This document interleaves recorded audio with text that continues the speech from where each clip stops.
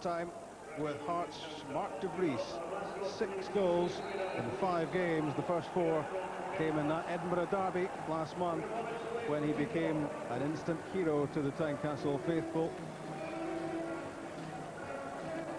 And trying to cope with him this afternoon, Daniel Singevald, the German, signed from Royal Antwerp in Belgium, a former teammate in his younger days of Michael Ballack, the German star.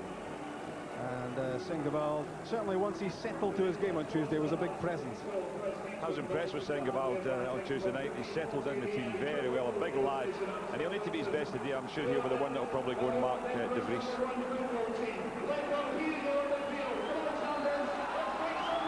Hearts against Motherwell, underway. Two teams short on cash, but full of ambition. And the ambitious run from Alan Maybury to the edge of the Motherwell penalty box wins him an early free kick with just 10 seconds played. It was very close. He was just outside the box and no more there. He could quite easily have been another yard in a very exciting opening to the game, a penalty kick, but an opportunity for Valois maybe to do something here. I think he would want to strike one from this distance. If Motherwell were still dreaming about Tuesday night, they've been brought back to their senses there with that early burst from Maybury. It's full stamp. Jean-Louis Valois. Well set for Valois. And a good effort as well. Watched very carefully by Stevie Woods and turned round the post by the Motherwell keeper. Yeah, good effort. He's got it up and over around the wall, and Woods did really well to get that away. Made a few important stops against Celtic. And early into the action here. Valois' corner kick finds Mark de Vries, and he couldn't direct the header. Peeled away beyond the back post, and he was looking to knock that one back into the 6-yard box, but certainly Steve Woods was solidly behind the free kick from Valois. Yeah, I think he's anticipated Valois is going to have a shot. He lined up. It wasn't a surprise, but still did well to get across. He's got to anticipate it and get himself in the right position. That was McKenna and Kirk. A challenge from Fagan on Boyack.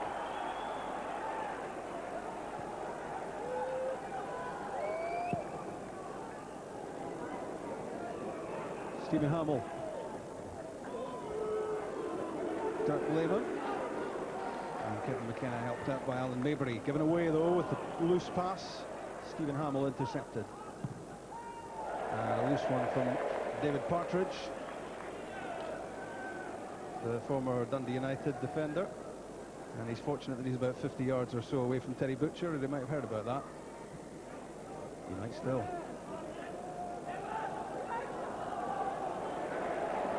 De Vries linking with Kirk. Back goes Hamill to ease it out of play. Andy Kirk, of course, who opened the scoring in that explosive Edinburgh derby. Early ball in from Stamp. Uncertain with the clearance was Partridge. And it was Scott Severin who tugged his shot wide. There was a poor clearance, snatched it a bit as the ball comes in here. You see, just all he does is deliver it sort of central of the goals. But Severin is a good strike from that side distance. Just a little bit off balance there. Could quite easily gone in. Scott Severin following up well. On that occasion Stamp had gone wide, and so Severin has filled that central position, just waiting for such an eventuality the ball just to be knocked outside the box.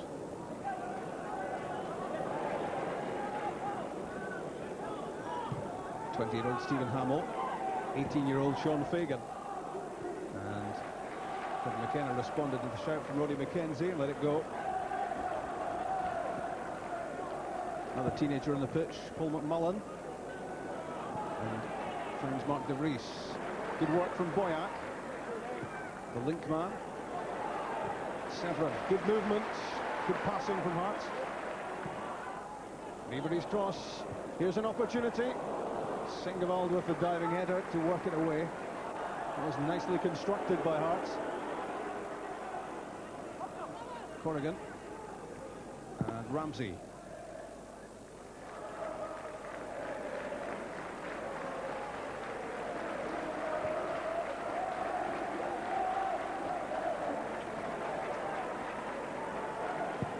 Hearts captain Stephen Presley looking to impress again from an international viewpoint. Very steady performer always for Hearts in central defence, and now would seem to be the time to put him back in the Scotland squad.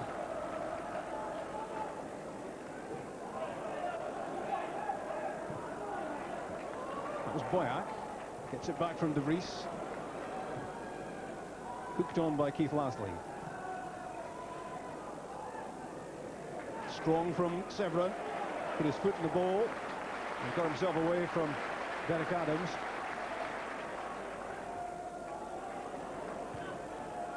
Kept in by Maybury. Stephen Hamill's pass. Left by Lasley to Ramsey, then gets it back. Two contemporaries having come through the Fir Park system. Martin Corrigan, ex of Falkirk. Lasley a willing runner, but never much chance he was going to get on the end of that. Expertly escorted behind by Kevin McKenna, a Canadian international. Experienced player, but still only 22. And 9 goals last season. He was used up front quite a lot. He's relieved to see Mark De Vries up there now. He's happy to settle down at the back with Presley.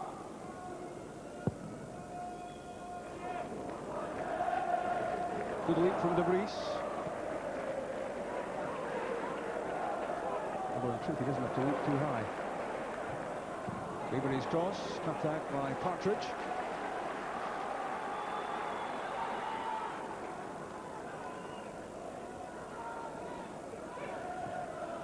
Boyack into the feet of De Vries. It's going to be an interesting tussle, isn't it, between De Vries and Singevald. Both 6'4". Mullins' cross played in too close to Stevie Woods.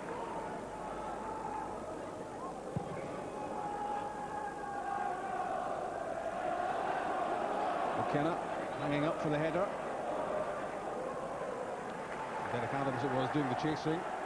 He's wearing the captain's armband with Scott Leach out of the side.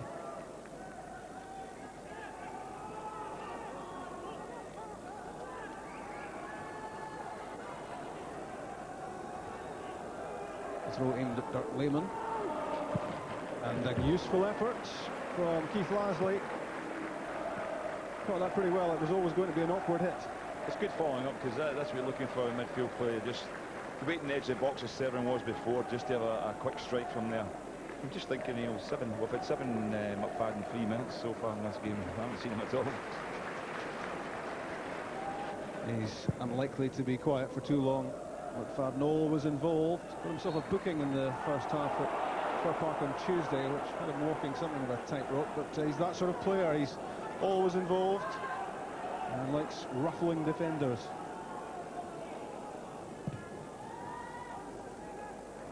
Dirk Lehman again the target. Lasley trying to feed off it. Derek Adams, and maybe a header was on to direct that one across to James McFadden, who was in some room. Adams instead decided to have a go.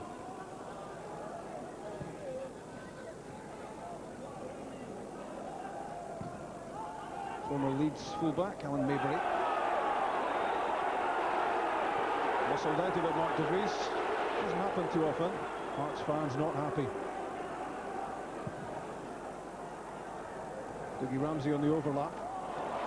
Beautiful skills from Valois. Here he is again, the Frenchman.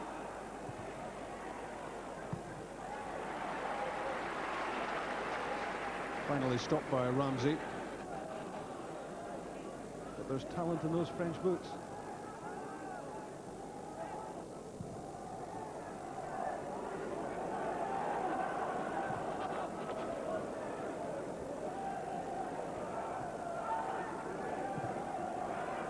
Stephen Presley pushing up.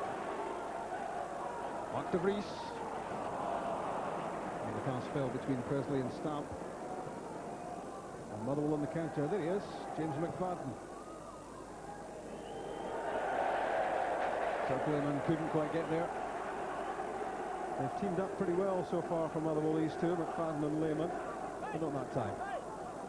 It's an interesting situation before that Stephen Presley has made a great break from into midfield. played it into the striker, got beyond the striker, and then given the ball away. You've got to have more secure possession when you're actually playing centre-back and you go beyond your striker and you give the ball. That could easily have resulted in that pass from McFadden putting Lehman through. Long ball from Hamill. Lehman there, now McFadden. Cleared by Severin.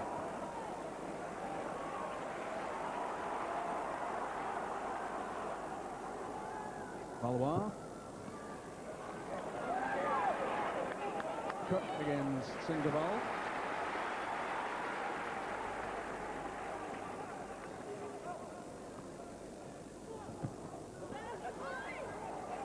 It's good battling from Lasley. Not giving Valois any time on the ball. Full stamp. Bustling towards the penalty box. Now Severin. And Boyack. Good hit. Just too high. And good build-up from Marks as well. Yeah, it came from Stamp driving at players. Watch this, he drags players round about him, so there's always going to be a free player. I'm sure Severin would want to shoot there, but he was closed down very quickly by Fagan. All he could do was get it to Boyack, who had the shot just a little bit too high. Didn't get an awful lot of backlift here, Boyack, but still found a fair bit of power. But Stevie Woods didn't have to make a save. There's Lehman. Climbing above McKenna, who was looking for a free kick. Well up Jean-Louis Valois. Mark de Vries. And that's too long for Kirk.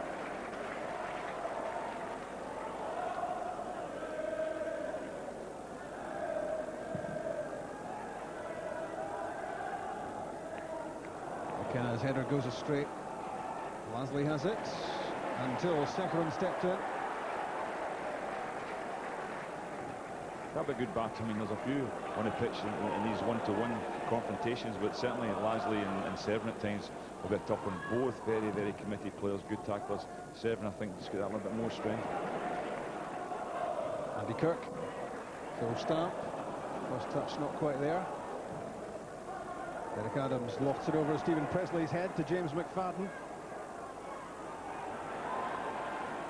Still McFadden. That's a great ball in for Lehman! Doug Lehman for Motherwell. 12 minutes played. Brilliant from McFadden. And it's Lehman's second goal of the season. Fabulous goals, all about James McFadden here. Just the ability to hold the ball until he was in the position to put the cross in. He's got two defenders around him, and what a ball he delivers. Lehman's volley, just a slight deflection off it, but you can't take anything away from him. Magnificent left foot volley. Great goal. Yeah, a little deflection, I think, off McMullen on its way into the corner of the net, but what about James McFadden? Superb on Tuesday night. And he's taken up here when he left off there. Lehman with the goal. It's that ability to create, isn't it? Out of nothing, Rob. Just getting the ball, dragging players, even a top-class defender like Stephen Presley, dragging them to the ball, getting people around the ball, but still using his ability to get the space to deliver the cross to the back post. They've kept him quite an early part, and I'll be glad they did so now after that opening start. Great start for Terry Butcher and Motherwell. Kenneth's cross, headed away by Hamill. Marks looking to hit back.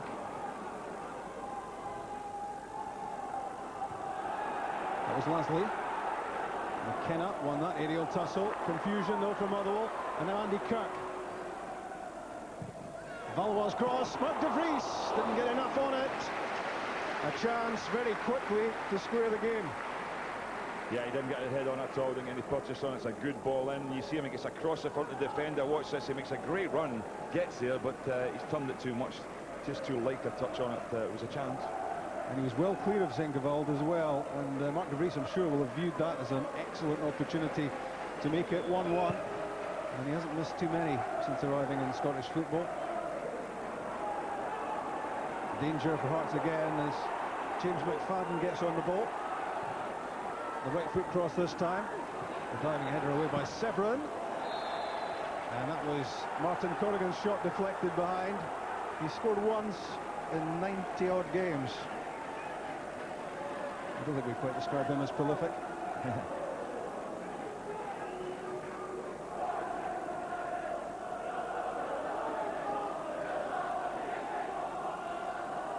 Derek Adams with the corner kick.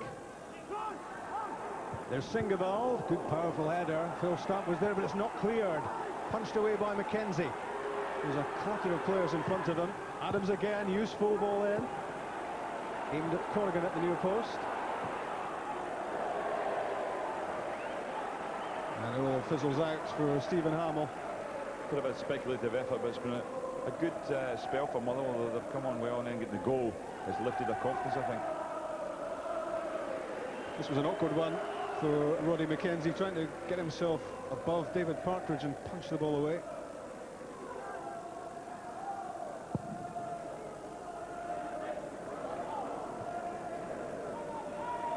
Let's get the view from the technical area. Chick.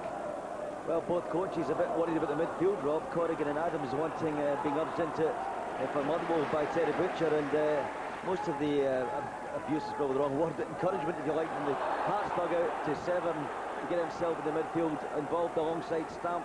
So that's both coaches concentrating the midfield at the moment. I think we've seen more of Severn so far. The only thing we've really seen from Stamp was a little burst he had that led to the shot from Boyack. He has to get into it a bit more. Severn has been quite prominent so far. De Vries the target. Gets the better of Partridge this time. Rolled through for Andy Kirk and not far away from setting up his strike partner. Good goalkeeping from Woods.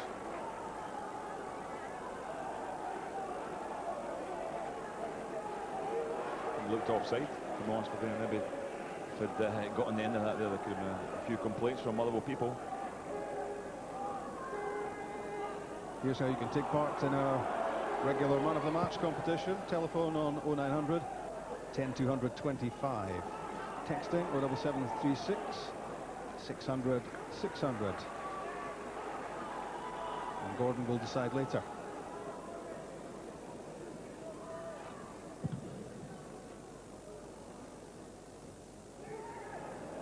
Mark De Vries with a head flick, but no great threat to the Motherwell defence. 16.5 minutes in, and Dirk Lehmann's goal separates these two sides. We haven't seen too much of James McFadden so far, but what we have seen has been simply stunning.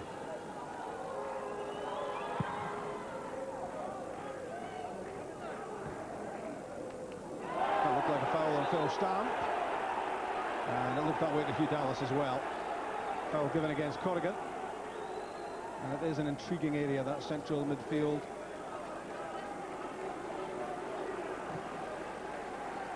He's got to be made of tough stuff to knock Phil Stamp over. Hasn't happened too often in his Motherwell days. 10 years he was on Teesside. Teesside to Tynecastle for Stamp. Presley's under pressure. Dirk Lehmann making him work. And Mullen maybe a bit fortunate against James McFadden. Dirk Lehmann scoring his second goal of this campaign, but Gordon, all about James McFadden here. It was, but I still have to give Lehmann credit. I mean, McFadden did all the donkey work, but this is a great volley. He's kept it down, kept it on target. Not an easy one to take. I mean, they can end up in Rose Ed if you don't quite catch them right, and he's not an actual left-sided player either, so Dirk Lehmann has to get a lot of credit. McFadden trots into the penalty box. Set-piece opportunity for Motherwell to add to their lead. In from Stephen Hamill. Singabald was there. He is an undoubted menace at set pieces. Scored a couple of times for the Motherwell under-21s a couple of weeks back, and obviously just because of his height and his bulk, he's going to be pretty awkward to cope with. It will be in those sort of situations. They're hard to defend those because they're curling in. The keeper can't really come, so you're relying on the defenders to win it. But Singabald just got the run on Stephen Kreiser, just like De Vries before him. He couldn't turn it in. I'm talking about Mark De Vries, foul against him. Didn't seem to go down too well with the home support for some reason. But there was the nudge into Partridge when the ball was in the air.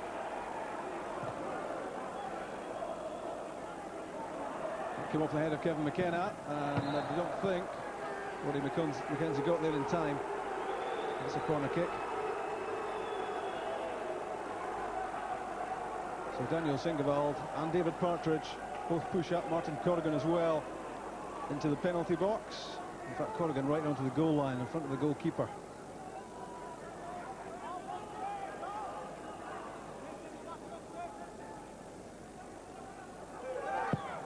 In from Derek Adams. First there was McKenna. That's determined stuff from Valois.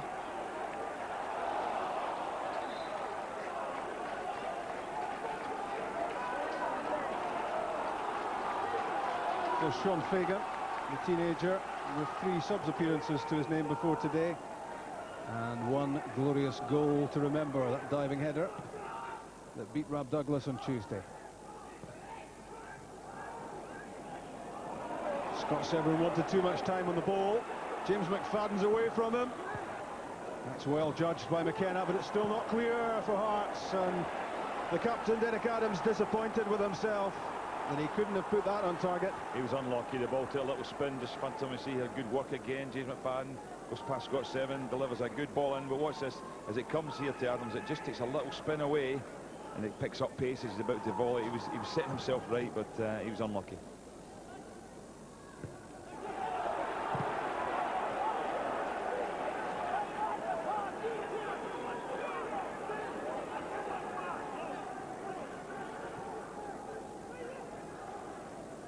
Motherwell here, live on BBC Scotland. And next Sunday we're at Dens Park, Dundee, against Celtic on air from 2:30, the latest of our live matches.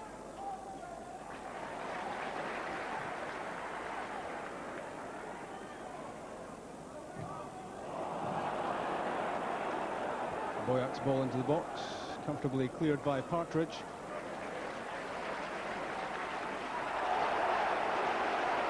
Jean-Louis Valois trying to go just a little bit too far with the ball there, lost possession. Now Lehman to Ramsey. That was intended for McFadden, it works out for Corrigan. And Martin Corrigan had bags of time there to put his foot in the ball, rather than trying the speculative shot from 25 yards out.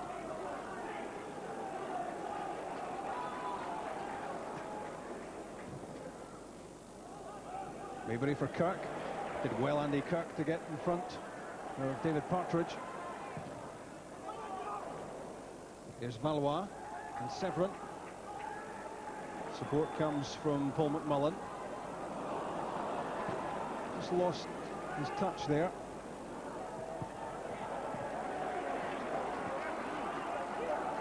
And Crigleby not too chuffed with Scott Severin at the moment, I understand. No, he's just been over to the touchline for a real flea in the air, but I think the problem is he feels he's not matching the runs. In the case of Derek Adams a couple of moments ago when he got forward at a shot, had the real go at him and called him over for a more quiet, calmer word, if you like, Rod. Motherwell on the move again with McFadden. Overrun it this time, which allows Stephen Presley to get his body in the way. 2 men who hope to be in the Scotland squad for Iceland.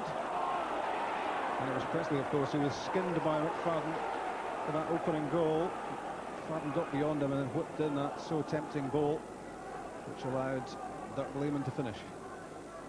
That's the only goal so far, midway through the first half at Tynecastle. Singevald and De Vries battling for it. Andy Kirk feeding on the scraps. Valois' effort. Looking for that one to come back in off the outside of his left foot, but it went pretty straight. Yeah, I don't think his teammates will look for him to shoot there. I think they were Andy Kirk was feeding him with a view to getting into a better position in the box. You see him, both him and Valois got in the box and not happy there at all.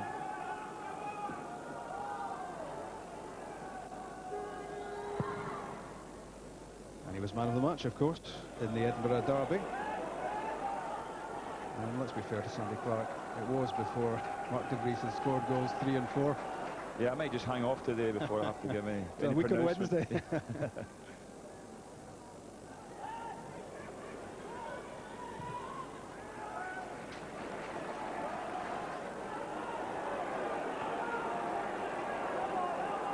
Kevin McKenna hanging it up for Jean-Louis Valois. What's Terry Butcher been saying, Chick? Well, thanks to the help of Scott Leach alongside me, who's an interpreter for me. He's told me that what Motherwell are trying to do is get the out via Stevie Hamill. That's the out. We're under pressure defensively. They want to get the ball to him. And that's what Terry's... Come on.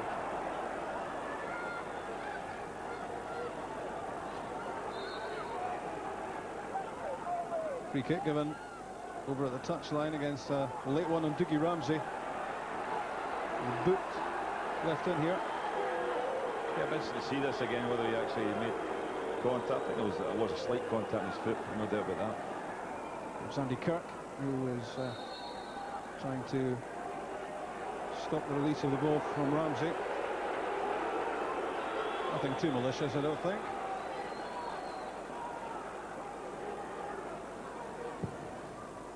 Stevie Woods with the free kick. Lehman can't get there. I think losing the goal has been more of a psychological blow to Hearts, Robbie. They've lost their way a little bit in terms of being creative and the confidence they showed in the early part of the game. They have to get that going again.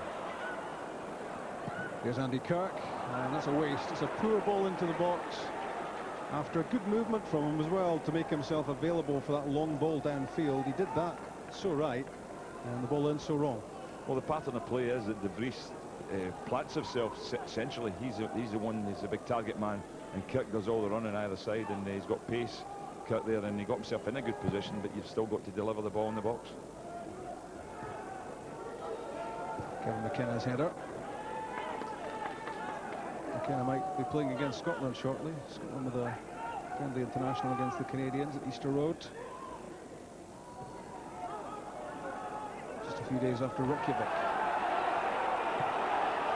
Partridge for McFadden, and offside.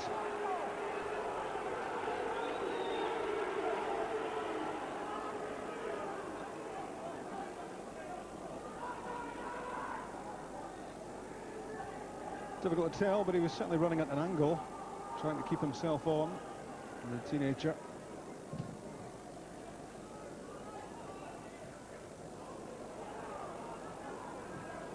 That's good work. Adams and Lehman, and now Lasley. But the pass favoured Presley. That was until James McFadden got himself involved, and he really is a nightmare to play against, isn't he? Did well to chase that down, because Stephen Presley felt he got there first, and then he just delayed on it. He probably was just better being positive as a defender, just getting the ball away, out of the way. But McFadden's robbed him, and he's got the reward for it. Derek Adams with the corner kick. Singevald was there, and James McFadden has scored! 2-0 Motherwell, and it's McFadden who took a painful one as he headed the ball home. He's okay now. Yeah, they're waking him up to tell him he scored. What a good header it was. The ball knocked back across goal. Watch this, he just gets in front of Scott Severin. He takes a sore one, but it's a marvellous header just to get it away in the corner. I mean, this is James McFadden's time has come in Scottish football, hasn't it? I mean, he's making an impression again today, but he does really well. Very brave here to get in the header as Scott Severin challenged him. That's what I was just about to say. No chance. Yeah, I was just about to say, Gordon, that was a really brave header. He picked his spot, and he wasn't bothered about the fact that he was about to get clattered by Scott Severin. He picked his spot perfectly, and Motherwell now 2-0 up at Tynecastle. It's a good performance from Motherwell so far. The Hearts started very positively and being a home side and being in such good form, but Motherwell have taken the game to them completely, and they've showed a lot of positive play. Also very confident play as the game's going on, and in James McFadden they have somebody that can turn games around for them. Jake, what did Scott Leach make of that? Well, Scott said beside me, your team on fire, are they not? Yes, they're doing absolutely magnificent. Great finish with Doug Lehman, and then a well-rehearsed move from the corner. And great finish from James McFadden. You're not going to get back in this side, are you? No, that's the problem. Hearts on a free kick. Some wrestling going on. And, well, they may want to take it quickly, Andy Kirk, but he can't take it that quickly. But Hearts would love to make something of this situation. They need something, Rob. Hearts need something before half-time here. This game is just drifting away from them. And, they need to get themselves back in. As I said before, they seem to have, the heads are going down a little bit, and the confidence is going out of them, so they need to get back in the game. It looks nicely set up again for Jean-Louis Valois. He's had one effort from a free kick already, saved by Stevie Woods. Chance to try again. This time into the wall. Phil Stark hesitated as he thought McMullen was going to come onto it.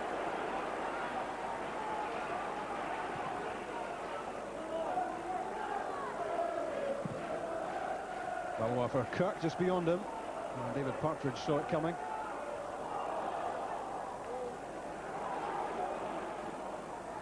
Good exchange between Boyack and Maybury. That's for Mark de Vries. Couldn't keep it down. Another chance for de Vries.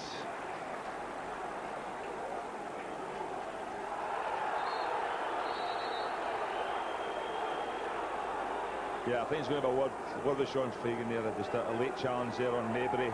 Just couldn't get there to stop the cross, and he still followed through with his challenge.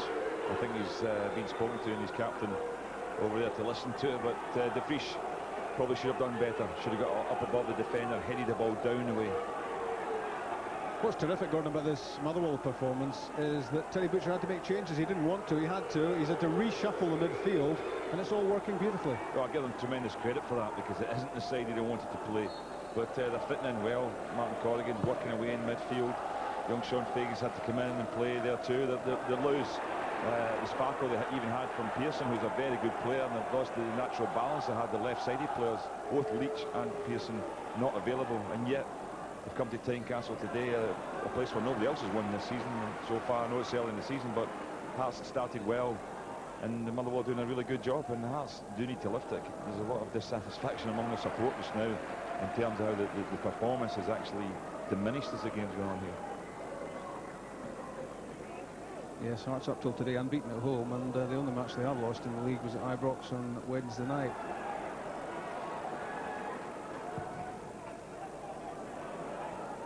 Singavold with the header away.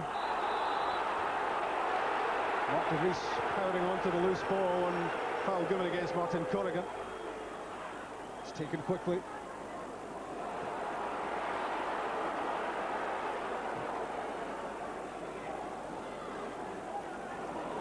Valois loses possession. The ball with McFadden. And that means potential problems for Hearts every time he's on it. Lehman and Adams. Chase for Keith Lasley. Did well to catch it. And forces McMullen into conceding the throw. A lot of belief about this Motherwell side. You saw it midweek, and you can see it here again today. It's a goal kick after Lehman. The first goal scored by the German here, and the second for the young Scot, James McFadden. Well, James McFadden already staking his claim to another Man of the Match award. He's got one bottle of champagne. Promises me faithfully he hasn't drunk it yet, but he might be well en route to another one.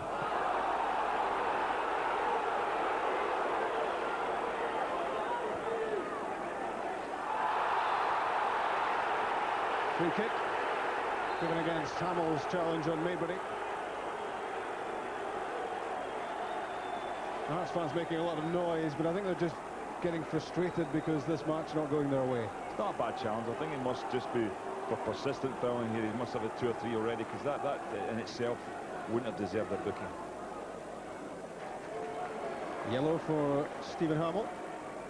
They do pick up a lot of cautions, do Motherwell. They're sitting on the aggressive side. They look as if they've got a cause, and they fight very hard. Stephen Boyack with the free kick. Mark de Vries chasing. It was Kevin McKenna who had a flash at it in the penalty box. And that's a foul against Singevald, who is giving it his all to try and keep Mark de Vries quiet. Humble apologies. One thing I'll say to Hugh Dallas here just now is let the game flow a bit, because there's been 2 or 3 occasions he's given the foul, and it was a foul, but Hearts are still in possession of the ball there. They've got an advantage. Let the game go. In from Jean-Louis Valois. The header from Mark de Vries gets Hearts back into the game. His 7th goal in 6 games for Hearts. It's now 2-1. Well, I'm not going for man of the match yet, but that's a good header. That's what complained about before, the one that he headed over the bar. You get above it, get a header down, you've always got a chance of scoring. It's a good delivery from Balwar again, but it's very well timed header. He's had to step back to take it, and Hearts needed that. As you said, Rob, they needed to get back in this game as quickly as possible. Here come Motherwell again with Dirk Lehmann holding it up, looking for reinforcements. Did well. But Roddy McKenzie comes to collect.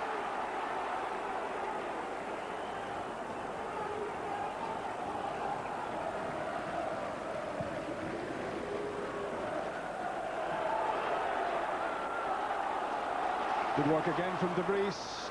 Quick ball from Valois. Boyack on the byline. De Vries again. Andy Kirk underneath, and a good take by Woods. You can feel the life now beginning to flow back into Hearts. That goal has given them a much-needed injection. And they're just a little bit quicker to everything now, and a little bit more determined. And Stephen Presley leading from the front as the skipper.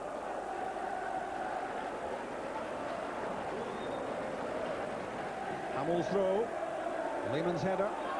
Adams knocks it down for Lasley. Good one too. Keith Lasley didn't catch the shot. Neat build-up though, just at the edge of the area. Well, they've got a game in their hands now. That was neat work, and you know, Motherwell don't lose their composure here as well. Then you know they're still right in this game. They've got the lead at the moment, but they'll know that Hearts are going to step up the pressure just before half-time.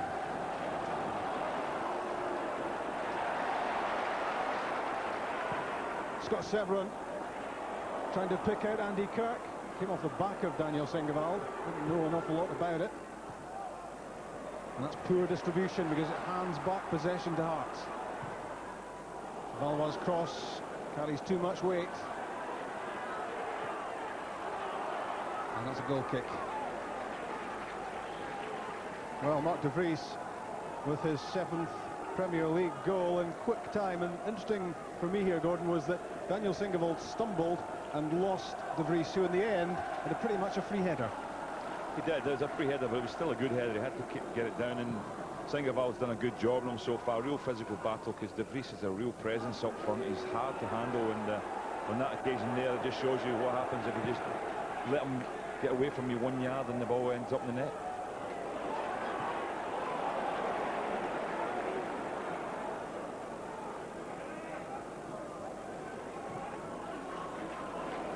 Lehmann, then McFadden, then De Vries, means 2-1 Motherwell.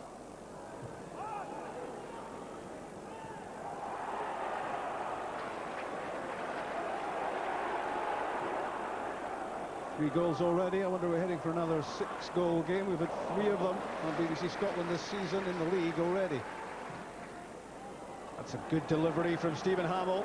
Dirk Lehmann has a chance. Powerful strike as well. And Roddy McKenzie well placed. But what a pass that was from Stephen Hamill. 50-60 yards right into the stride of his striker. It's swinging one way then the other now. David Partridge had to be decisive. De Vries is still there.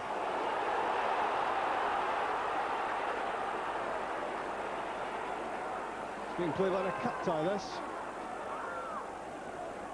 Phil Stamp. Well, you think De Vries suffered for the same as Lehmann had just a second or two earlier. Well, no support.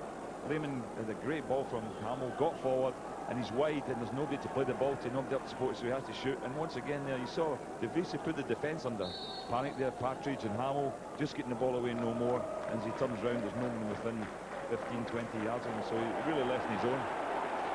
James McFadden against Stephen Presley. He's through. Squares it. And Alan Maybury is there. Sean Fagan was waiting just beyond the Hearts fullback. Great disguise, McFadden. Watch this. You don't know what he's going to do. You think he's going to step back onto his left foot again, and he drags it past Stephen Presley. Terrific play.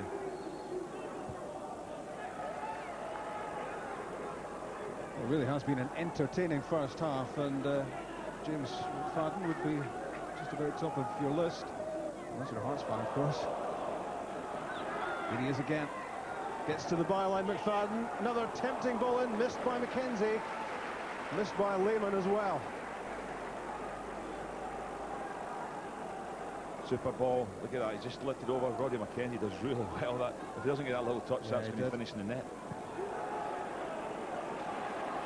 Yeah, it was those fingertips from McKenzie that touched that one away from the head of Dirk Lehman.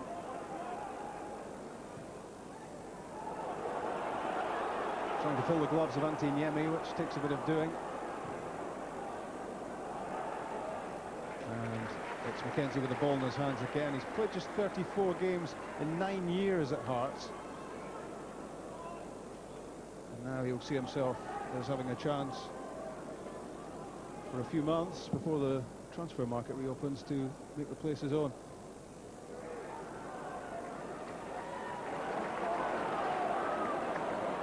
On Maybury eyes the penalty box, looking for Mark de Vries. And protection for Stevie Woods from Daniel Singavold. Lehman couldn't get control, now Presley.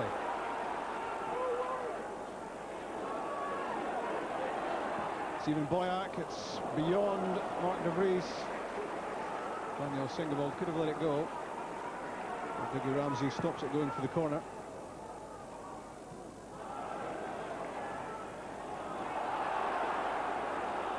Play on, says Hugh Dallas. James McFadden gets the benefit of any doubt. Certainly let it flow there.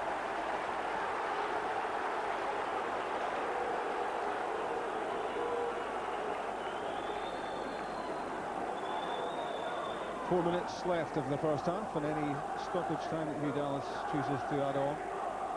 3 goals already, 2 for Motherwell.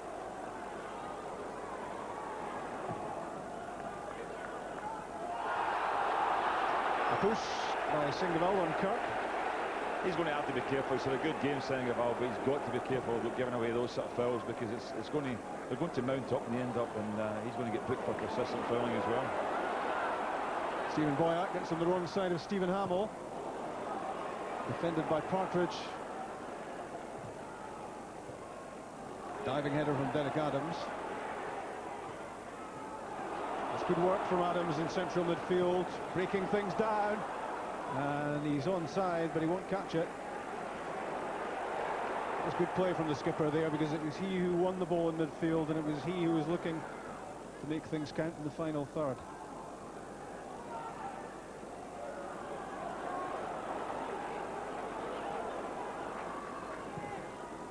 McMullen sets it up for de Vries, chested down for Phil Stam. Did he use an arm? He did. He was just getting knocked aside. I think he'll claim he was fouled there, but he did use his arm to try and get it. I think Corrigan just sort of brushed him aside.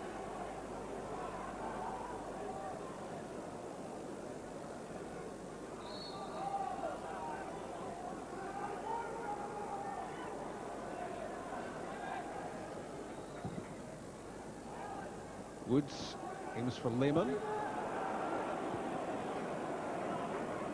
Couldn't get on the end of it. Hearts hoping they can level this match before half-time. Phil Stamp, good play. Jean-Louis Valois, great footwork. Trying to work it back onto the left side. That pass into the box came off Partridge, intended for Kirk.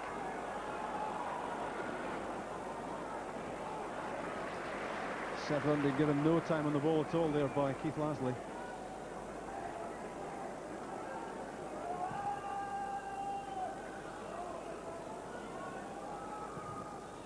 McMullen seeing the run of Kirk. Valois played that without really looking.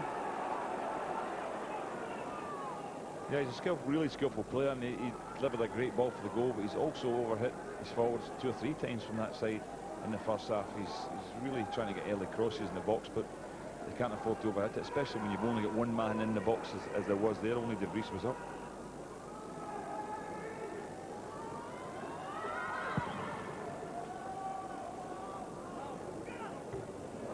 Kerry McKenna winning the aerial tussle. And again. That was Severin. And Singevald first there.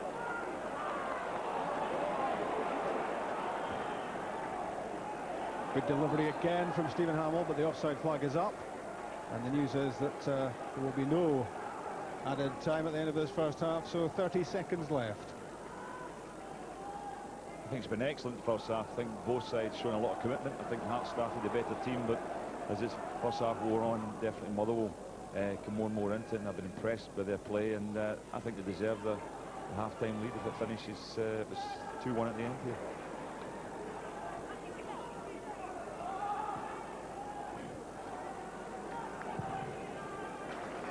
Malois with the cross-field pass to Ribery. 45 minutes are up. There is to be a minute added, we hear now. Wish Hugh Dallas would make up his mind.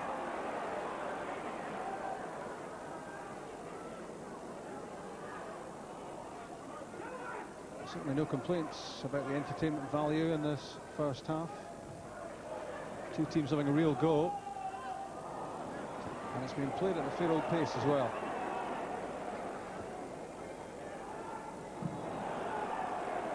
Adams, who's playing an important role for Motherwell in central midfield. They need his experience. As even with Pearson out on the side, the age average I think comes down because Sean Fagan is a year younger.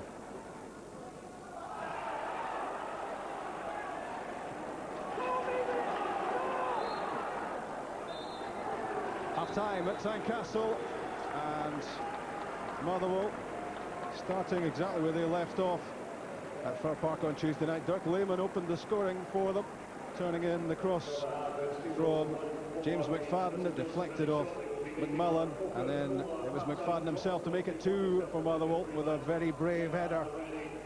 Mark de Vries scored his 7th goal of a very productive season to give Hearts renewed hope at the interval that they can pull things back in the second half. But Stephen Presley could do nothing about the wing play of McFadden. He waited his moment, delivered a wonderful ball in, and Dirk Lehmann's left foot volley deflected into the corner off McMillan. No chance for Roddy McKenzie. Then it was McFadden with his head, that very distinctive hairdo, and he was clattered as well by Scott Severin as he powered that header into the corner. Motherwell 2-0 up. Motherwell, Hearts will hope this goal makes a big difference to them. Mark de Vries scoring yet again, and that makes a big difference. It's 2-1 at half-time. What does Peter Houston think about it? Peter, you've just watched the 3 goals in the first half. What are your emotions at the moment? Disappointed. We started well and created a couple of chances, and then we just fell asleep. Quite frankly, didn't work hard enough, I don't think, in the middle of the park, and let midfield players run. We told them it would be a battle, Motherwell fight and scrap for everything, and we cost ourselves a couple of goals, but fortunately we've got a goal that brings us right back in it again. Yeah, I'm sitting behind the dugout trying to interpret the signals you're giving to the players, but I guessed you weren't happy with the matching of the Motherwell midfield runs. That's correct. We're letting them run off us for the middle of the park, and we're trying to get information on. Severin's getting himself back there, but we've got to get more from Boyack and Stamp in the middle of the park, as well as John Leigh defensively. So is that the message you'll be giving to them in the dressing room? Yeah, it certainly is. We have to work a wee bit harder. Should we expect any changes at the start of the second? No, right away at the start. We'll probably just wait and see how it goes and how it develops. If we get another goal, it takes us back on the game. Thanks, Peter. Cheers. So, Hearts 1, Motherwell 2 at half-time. Peter Houston says they have to work harder, the Hearts team. John Robertson, 3-1 to Hearts. It's going to be, you said before the game, sticking by that? No, well, I'll say, under severe pressure now. It's been a bad weekend for me, but no, it's a cracking match. And all credit to Motherwell. They've scored 2 well-taken goals. Tremendous strike from Dirk and a fantastic header from McFadden. But Hearts are still in there, and they're creating chances.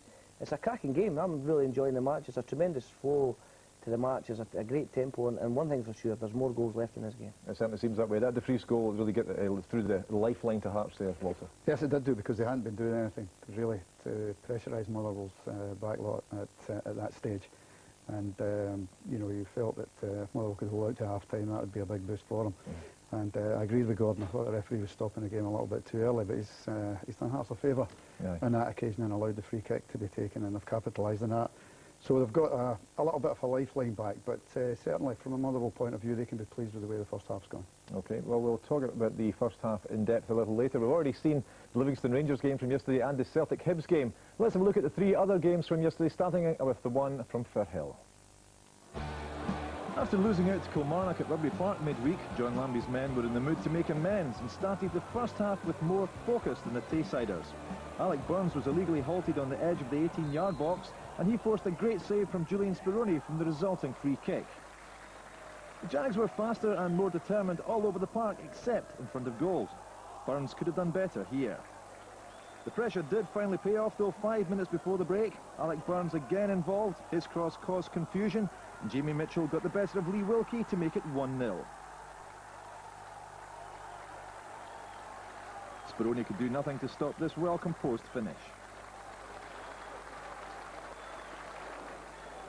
After the break, Jim Duffy's men were on level terms only 5 minutes in.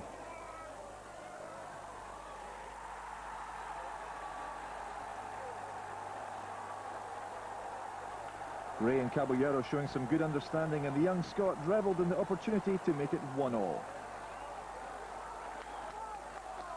John Lambie should consider shaving a few inches off the woodwork at Firhill, because if it hadn't been for the thickness of the posts, they would have finished with all 3 points. Jamie Buck in there, then Alex Burns' fierce header beat everything but the bar.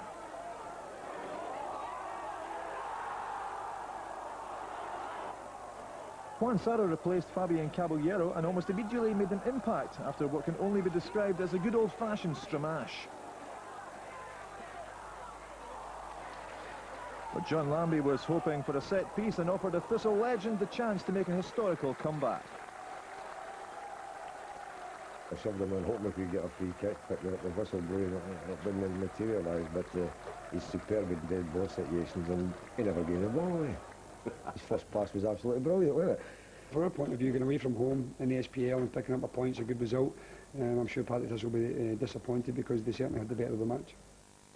Typical. Nothing for ages, then 2 come at once. According to Dunfermline boss Jimmy Calderwood, this was the first time the Pars have won back-to-back away games in the Premier League since 1991.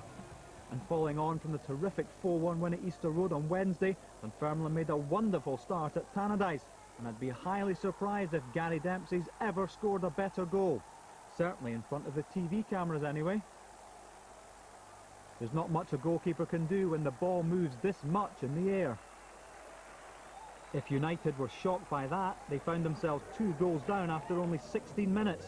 You just can't stop Stevie Crawford scoring at the moment, and when the United defence got themselves in a bit of a thankle, the Scotland man claimed his 3rd goal in as many games.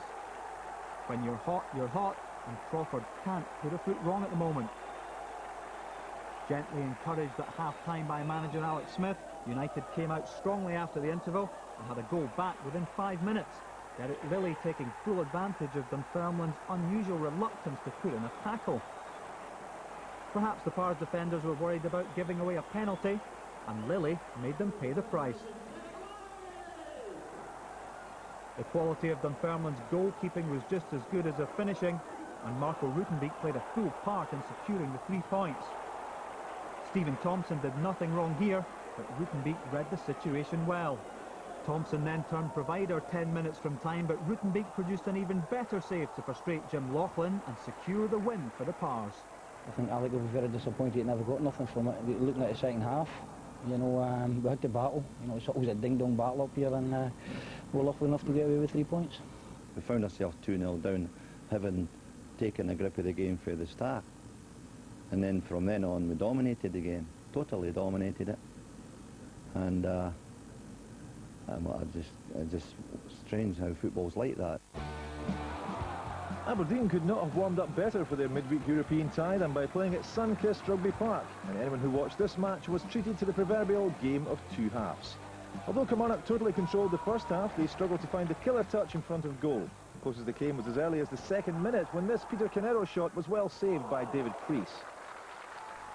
However, all the action in this game came in the second half, and after only 10 minutes, Killie finally got the reward for their domination. Gary McSwiggan cross led to a scramble in the box as Chris Boyd tumbled to the ground, and the Killie fans claimed for a penalty. Alan Mahood it was that pounced on the loose ball to fire Killie into the lead.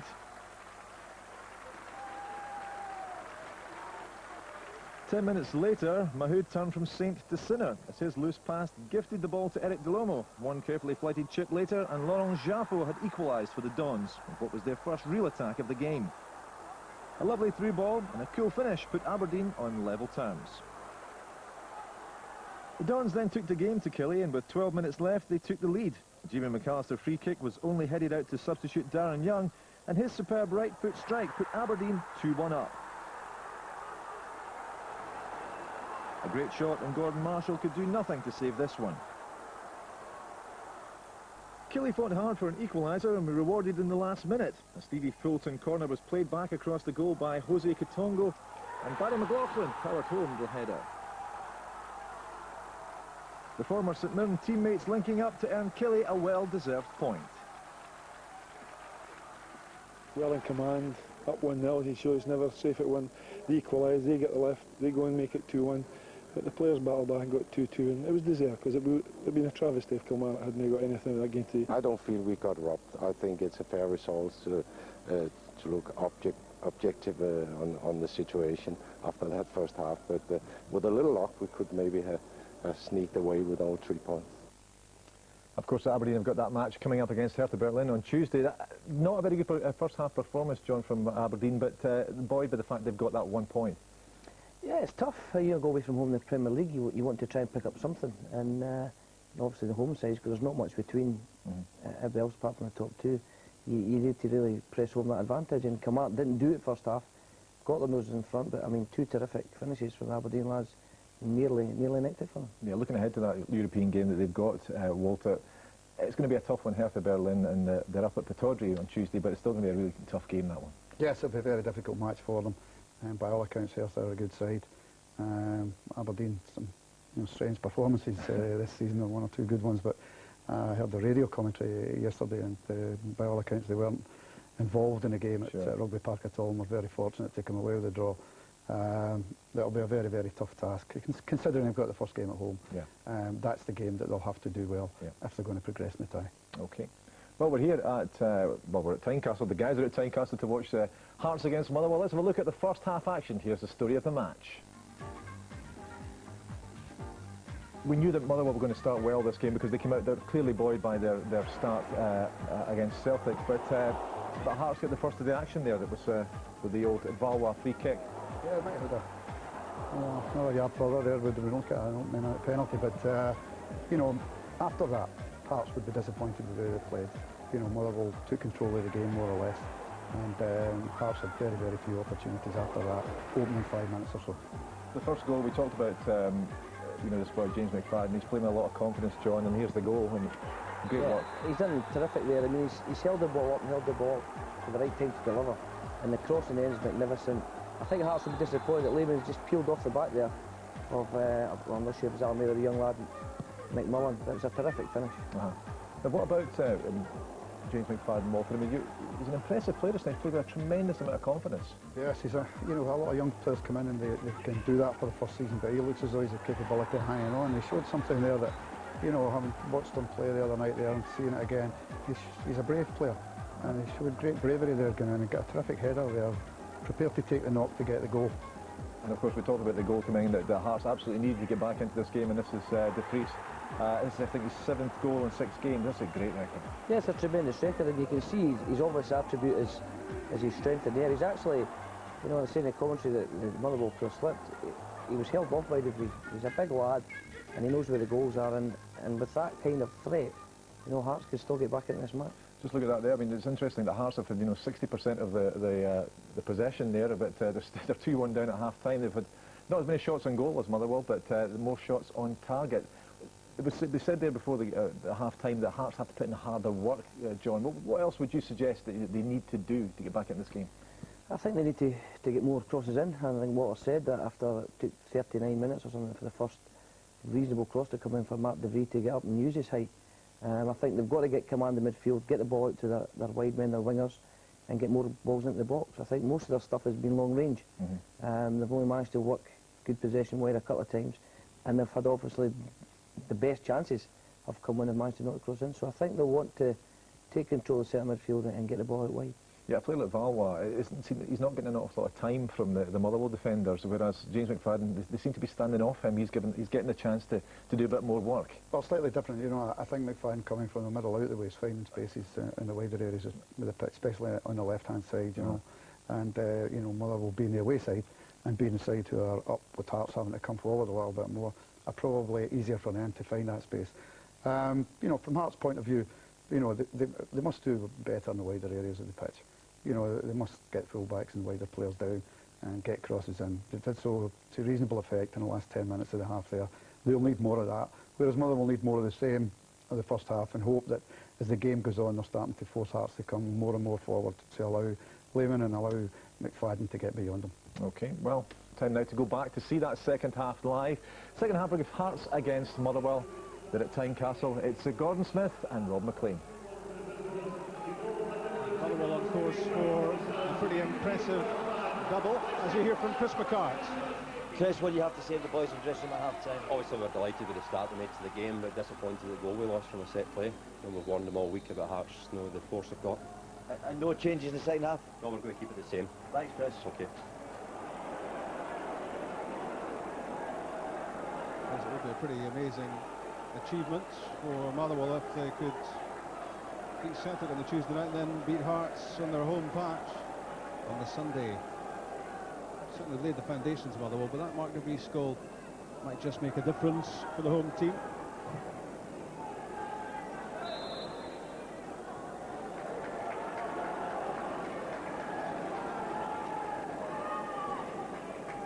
Just looking at those half-time statistics, Gordon, an amazing number of shots on target for 45 minutes.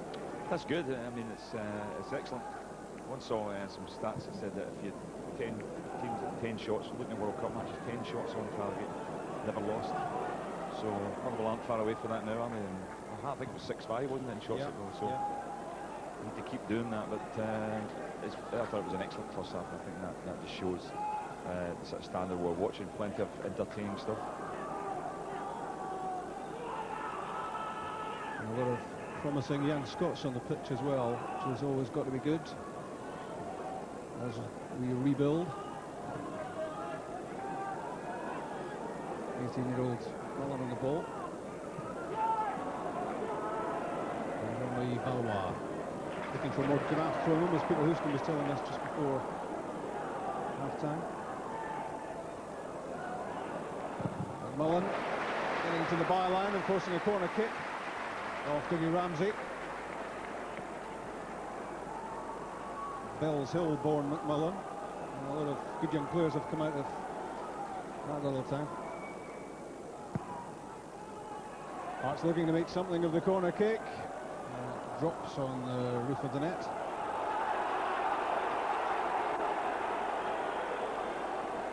Looked like corner to me. I thought it came off a Motherwell man last there, so Dallas didn't see it that way.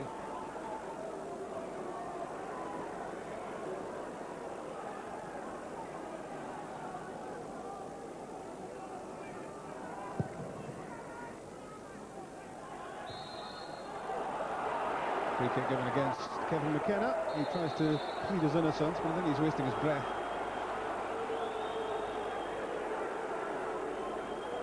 And Hugh Dallas doesn't like people talking back to him, even if they are about 6 inches taller. And he hates sarcasm as well, as you know, Rob. It's a major crime. Yellow card offence.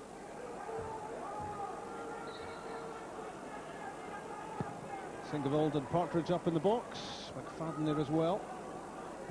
And back doing some defending, Mark de Vries. And up and under from Ramsey.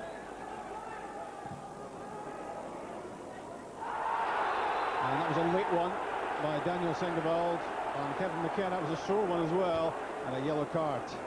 Well, it was only a matter of time. An easy one to predict in the first half. That yellow card was coming for him. Challenge doesn't need to be made. I mean, it's in the halfway line. You're a defender.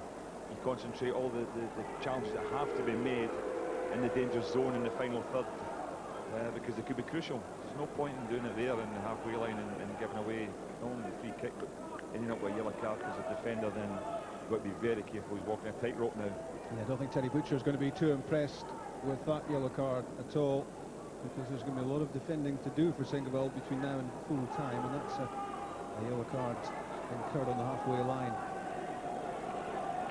And He knows all about the art of central defence. The Steady Butcher, 77 times capped for his country, and while the manager won't quibble about a lot of the yellow cards if you're just being competitive, that's pretty crazy, that one.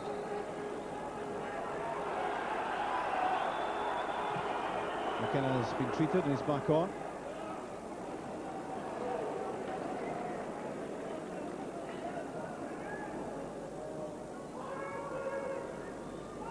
Six games played in Scottish football, or 5.5, and 7 goals. Not a bad start.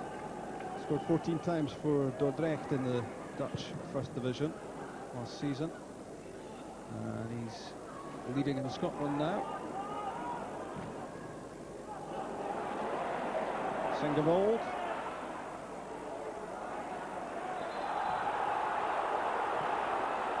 Free kick given against Stephen Boyack for going in with his studs up. I thought it was the right decision there. I thought that Stephen Boyack was the one with his studs up there, and you know, I didn't think the Hammer would leave it into the challenge at all, so right decision. Smith backs Dallas, shocker.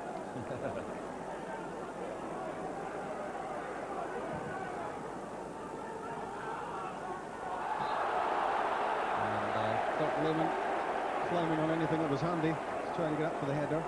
He was on the shoulders of McKenna. Free kick.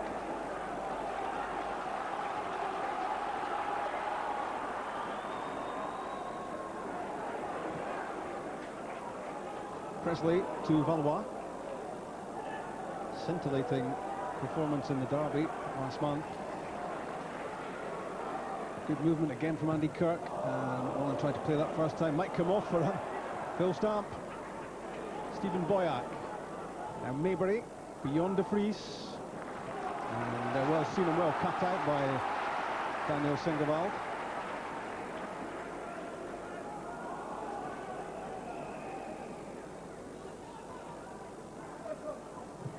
Valois with the delivery. It's beyond Hamill. He got the merest touch on it. Back in from Boyack. And Stamp's effort off the line by Singevald. What an escape from Motherwell. That seemed certain to be an equaliser. Motherwell survive.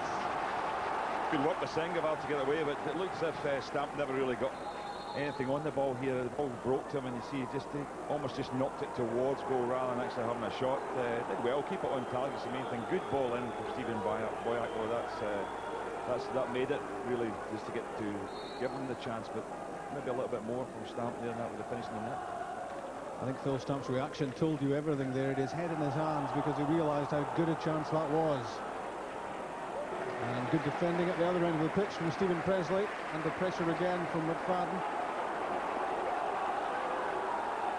And James McFadden slowly getting back to his feet. Valois to Stamp.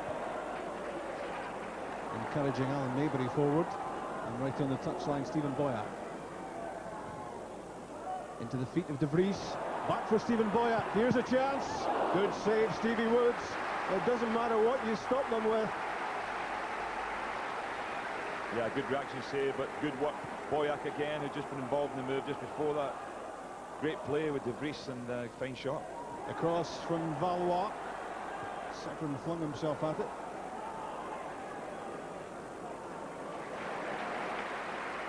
Good play from Maybury. Just take your time, Roddy.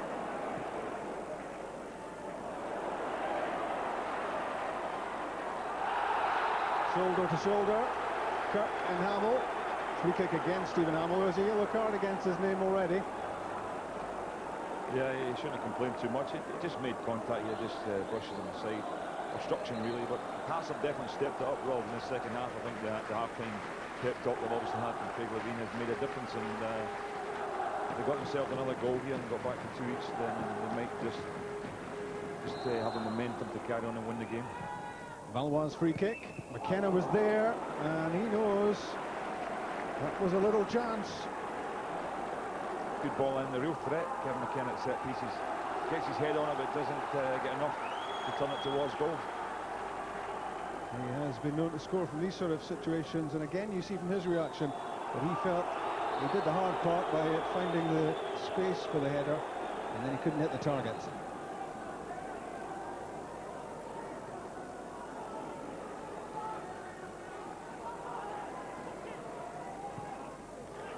Maybe to Boyack. Presley. Hamill's header. Back it comes from Severin. Good touch from Boyack. And another free kick. Another challenge on Andy Kirk, this time by Martin Corrigan. Hearts playing with purpose. McMillan's cross deflected away. Here comes Presley. Valois, good hit. Straight at Stevie Woods with a lot of power from 35 yards out.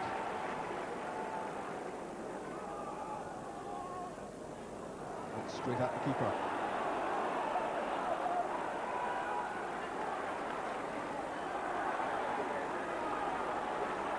McFadden battling to try to keep possession. Full of fire. Sometimes guilty of being a little bit impetuous. But he wants to win. And you can't fault that. Hamill's throw. Lehman beaten by Presley. Knocked down by Kirk. And Corrigan got there before Stamp. And you see in those little moments the good job that Martin Corrigan is doing. Does, because Stamp in the last game I saw was making a lot of bursts forward, but because Corrigan, the defensive type player, he's able to match those runs, and it's kept Stamp fairly quiet. I mean, he could have scored a few minutes ago, but in the main, Stamp hasn't really had a big influence in the game. The De Vries pass for Kirk, and Singabel stayed calm and played it off the Hearts striker for a goal kick. 10 minutes gone in the second half, and how's Scott Leach feeling about how things are going so far? Well, Terry Butcher, Rob, just urging his back four to more concentration. Scott, how, you get a bit nervous the way things are going now? Yes, Hearts have come out very strongly, but we have to just sit in and keep our concentration levels high at the back, and try and get on the ball in midfield again. Was that the message that Terry was giving to the players in the dressing room at half-time? Yes, he knew Hearts would come out very strong in the second half, but he just says try and keep up the park and try and be disciplined. Yeah, you try to stay calm, yes. Rob? Poor Scott Leach on a bad day if you pick the next seat to Chip Young in the stand. He just keeps talking to you.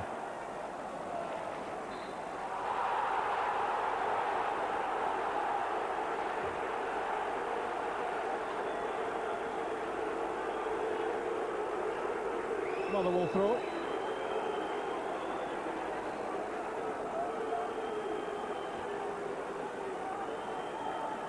Stephen Blank did well to keep it in, and he reckoned that flicked off Dougie Ramsey. So did the Hearts fans, you might have heard them.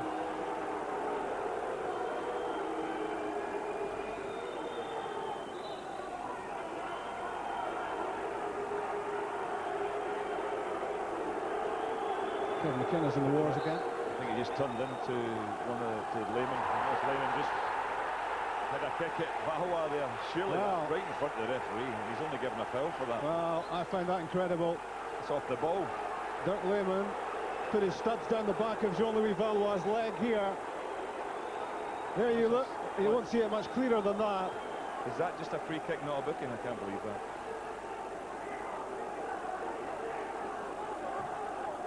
McMullen's free kick. Glanced away.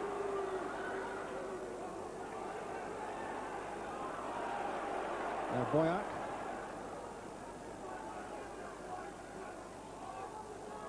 Stamp. It's a bit of shifting off the ball. That's useful. Cut out by Corrigan. And played away by Adams. Well, Dirk Lehman is a lucky man in my view. Yeah, you wonder. I mean, Hugh Dallas has seen the foul, and so because he's given it, and yet he doesn't see what he actually does to get it. And you think of the booking that Hamill got earlier on as well, which was a pretty innocuous challenge.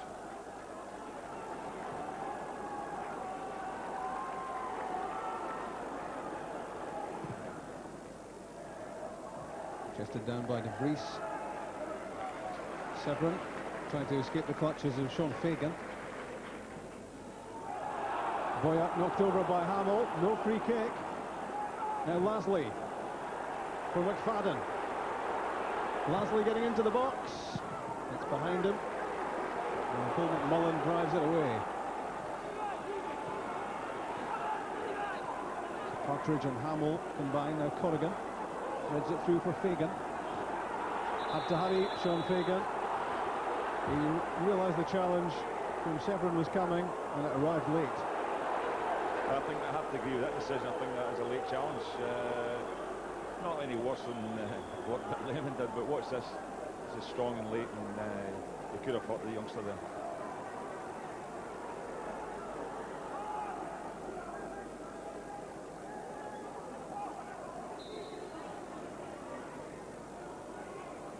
Partridge and Singeveld both forward for the free kick. From Hamill, it's McFadden's header, and it's wide. He's a menace on the ground, and he's a real threat in the air as well. Yeah, he's added that side to his game as well. That's a good header there, getting up and putting it away, but just a little bit wide. Motherwell thinking about a change. In fact, they look as if they're about to make it. Yeah, I think it's going to be Sean Fagan who's coming off. Kevin McDonald's the player coming into play. Fagan, of course, has scored against Celtic on Tuesday night. He's had his run of the action tonight, and McDonald will replace him in a moment or two, Rob. Another of the kids off the Fir Park assembly line. A lot of them around at the moment, and it's going to be an 18-year-old off and a 19-year-old on. Sean Fagan, who will dine out for a while, I would imagine, on that diving header against Celtic.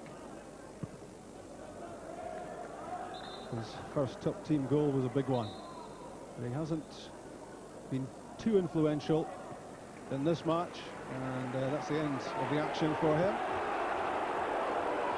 Fagan off, and McDonald on.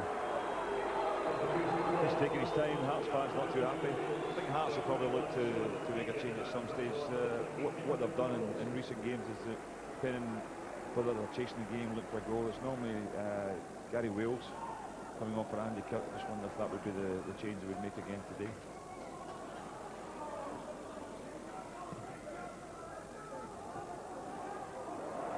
Misjudged that, it seemed, Daniel Singeveld, but he recovered well with the diving header, but it's at the expense of a corner.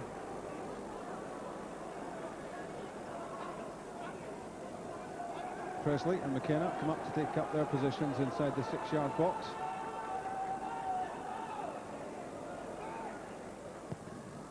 Boyak's delivery, punched away by Woods. Valois' cross is a good one. And Kevin McKenna almost in. What a wicked delivery that was from the Frenchman. And Woods was struggling. It's a superb ball in, because it's one of those ones that drags the keeper off his line, and you can see here he's chasing it all the way. It doesn't get there, but it maybe does enough just to put McKenna off there. It really just had to be put back in softly, and it would have finished the net with Stevie Woods well off his line. Motherwell have reshuffled defensively, as they did during the week. They've gone to a back three with Corrigan in the middle, with Partridge and Singeveld, with Hamill and Ramsey as wing-backs. And Kevin McDonald slotting into the midfield three. I think that's good coaching, because you're looking at your side and you think we're struggling a little bit. I know they're not giving away, they haven't given them any goals, but Hearts are getting chances again. They've lost their way a little bit in this game. Motherwell, Hearts have got superiority, so I think that's good thinking from Terry Butcher. Just change the system and see whether that can revive their fortunes here, and Motherwell can get themselves back in the game, or at least be tighter at the back. Certainly worked on Tuesday. They were going well with the back four, but they seem to look even stronger with the three. And that's the way it is here at Tynecastle. Motherwell 2-1 up. The Hearts threatening with McMullen. Useful ball in. It's 2-2. Andy Kirk. From 2-0 down, they've squared the game. First to Brees, then Kirk, his second goal of the season. Magnificent goal. McMullen does brilliantly there. Talk about James McFadden in the first half, but he gets too much room to get his cross in. Andy Kirk does superbly well. I don't think they'll make that change now. I don't think Gary Wales will come on now. What a magnificent header. We've seen two great headers in this game. Three if you include obviously the Brees in the first half as well, but that is a superb finish from a great cross. But Terry Butcher will be really annoyed, because we're having three at the back, then you really expect to have people out wide. They can stop the cross coming in, and that's what should have happened there. McFadden shot blocked by Presley. And the whistle's gone. It's interesting, we were speaking about Martin Corrigan. It was he who was in front of Andy Kirk there. Gordon missed the cross, and Kirk made sure that he was going to pay. Well, Andy Kirk did brilliantly. No real excuse though for the Motherwell. They've got three centre-backs now, and yet you've got a striker not picked up. Hard enough with the two of you might expect a striker to get free, but with three centre-backs here and none of the centre-backs out to actually stop McMullen getting the cross in, then he should be picked up in the box. Great delivery from the 18-year-old. That will do him a lot of good. He's already got a goal to his credit this season, and that was pretty spectacular as well against Kilmarnock. One of our contenders for goal of the month for August. You may just see Hearts pick up the momentum now, Rob. Yeah, and talking of competitions, you can take part in man of the match. Kirk booked a goal and a yellow card in the space of a couple of minutes.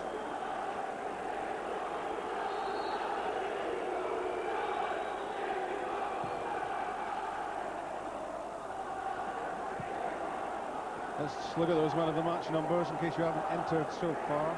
0900 10 225 by phone, by text at 07736 600 600. Gordon will make his decision near the end.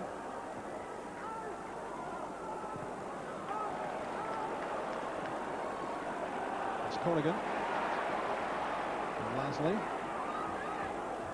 Partridge. An easy clearance from McKenna. Boyack, great running by Andy Kirk, he's onside. Can Kirk do it? Good save by Stevie Woods. Kirk tried to beat him at his near post. The goalkeeper was alive to it. Good goalkeeper, look at a great run there, just timed perfectly. An excellent ball though. He's on the end of it, he's quick, Kirk, he's a good finisher as well, so I'm going to give Stevie Woods a lot of credit for that. That's a good save to make. It was a bit of a tight angle for Kirk, but excellent save. Good reflexes. Valois with the corner kick.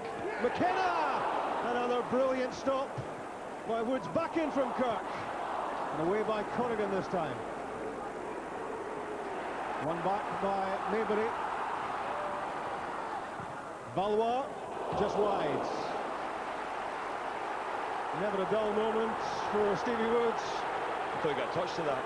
Hugh Dallas has given a goal kick, but I was certain that Stevie Woods got a touch. It was a great save before that as well, before Valois shot. Well, that's terrific goalkeeping. He saved with his left hand from Andy Kirk. Remember, there's a right from Kevin McKenna to keep it at 2-all.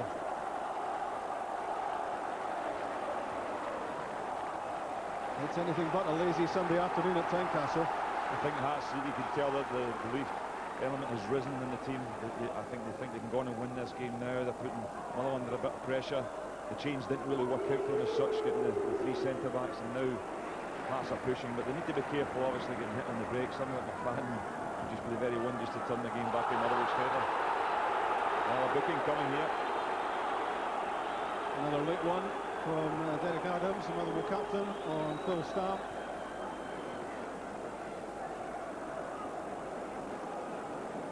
Not much subtlety about this one.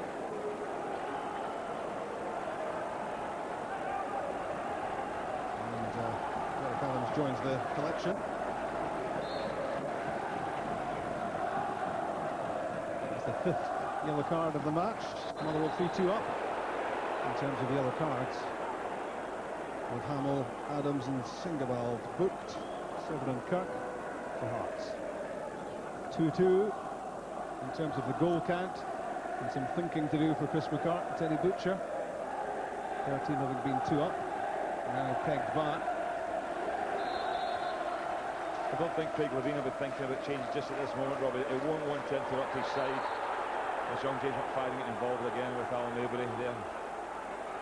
A flare-up between Maybury and McFadden, and the temperature has certainly risen in the last 10 minutes or so.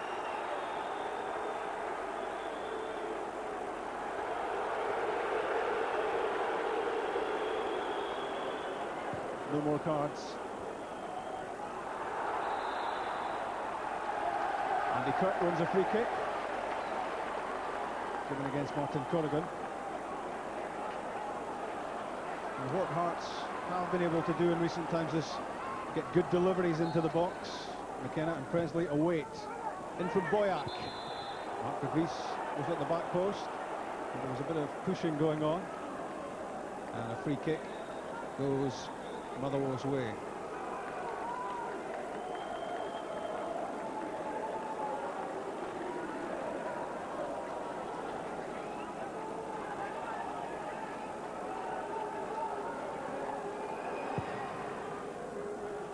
69 minutes gone. You're watching BBC Scotland.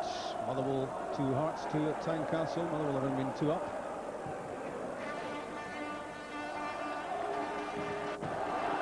Adams does well.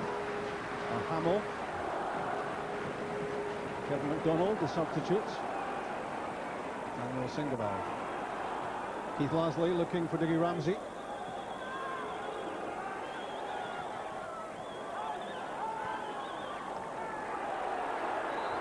McFadden.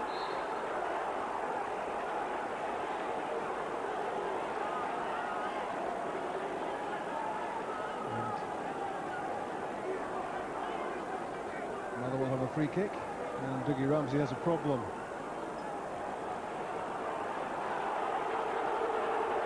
The late challenge as well. I think he just got caught here. Just on his ankles, he's knocked the ball away. Young Colin going in a bit late.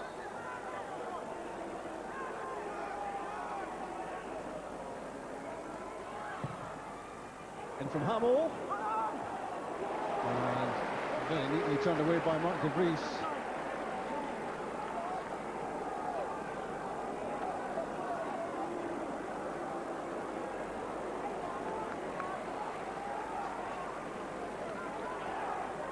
Corrigan and Partridge and Singabald all forward from Motherwell. In from Adams, and no challenge on Roddy McKenzie. Pretty comfortable take considering how many bodies there were in the box.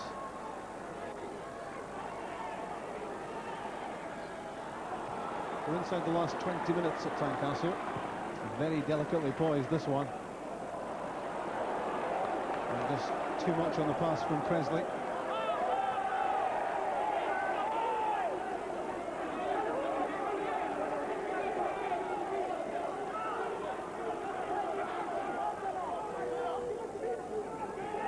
Flick for Severin and Singvald. His fellow German, Dirk Lehmann, taken away from him by Severin. It's well won by McFadden. He gives nothing up. Kevin McDonald's pass to Stephen Hamill was short, which allowed in Stephen Boyack. Presley to Maybury. Well won by Stephen Hamill, determined stuff. Presley cut out his pass. Long from Boyack. Singeveld intercepted.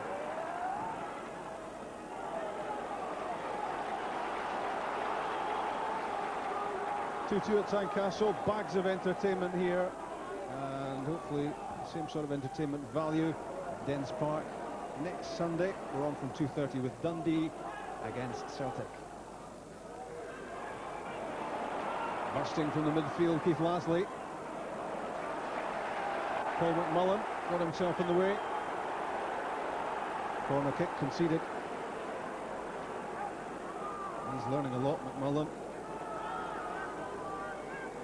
Pitched into the first team at age 18.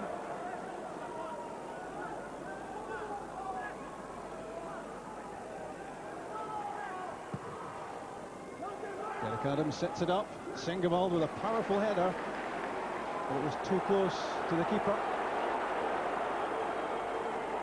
Stephen Hamill doing his best to win it back. He's quick and he's strong and he's competitive and he's a real prospect, isn't he, Hamill? Excellent player. I mean, we're looking at two fine prospects from Scotland for left back here, McMullen and Hamill, and at the moment I'd say Hamill just has that bit more experience, but McMullen, a younger player, is going to get there eventually too. Yeah, we seem to be well served in that position. Thank goodness we're well served in one position.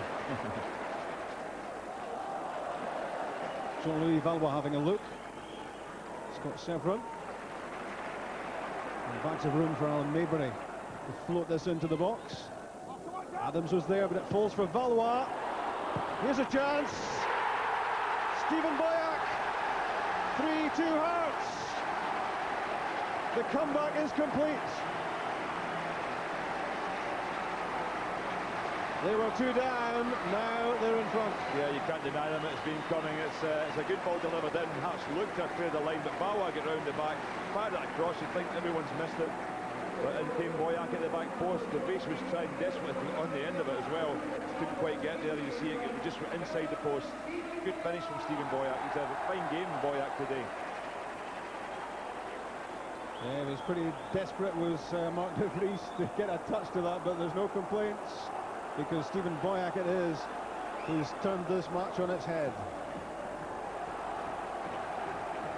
Yeah, it was interesting. I mean, Terry Butcher's made the change. It was probably the right thing to do because they'd already lost the momentum they had. Motherwell Hearts are already controlling the game and dominating it, creating openings, but even the change hasn't helped in that respect. They've now lost 2 goals, even though they've got the 3 centre-backs. Once again there, Boyack getting into the back post unmarked. Now it's Motherwell who have to fight back. Hamill's cross deflected towards Mackenzie. And again, Valois playing a big part in setting things up for Hearts. He may not be working hard enough, as we heard from Peter Houston in midfield, but he's got a real talent when he has the ball at his feet. And quality on the sort of balls he plays into the box is really high. Yeah, he's a very skillful player. He's been excellent. His delivery's been tremendous, and he's really been a good addition to Hearts. I mean, getting him for nothing, tremendous bit of business. Everyone talks about the foreign players, too many foreigners, but if they've got that kind of quality, Rob, then it's good to see them in our game.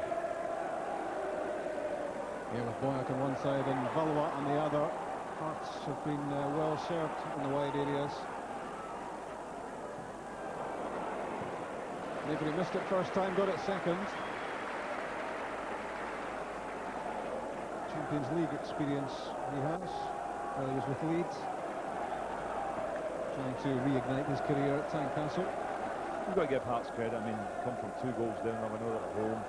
But the goal before half-time was crucial to get one back in that stage. It's amazing the difference it happens. I don't know why it always does. Teams getting back from 2-0 down, you get a goal, all of a sudden you're totally galvanised by it. And here's an opportunity for another goal. It's Andy Kirk. It's 4-2. Kirk's second, Hearts 4. This really is a remarkable recovery.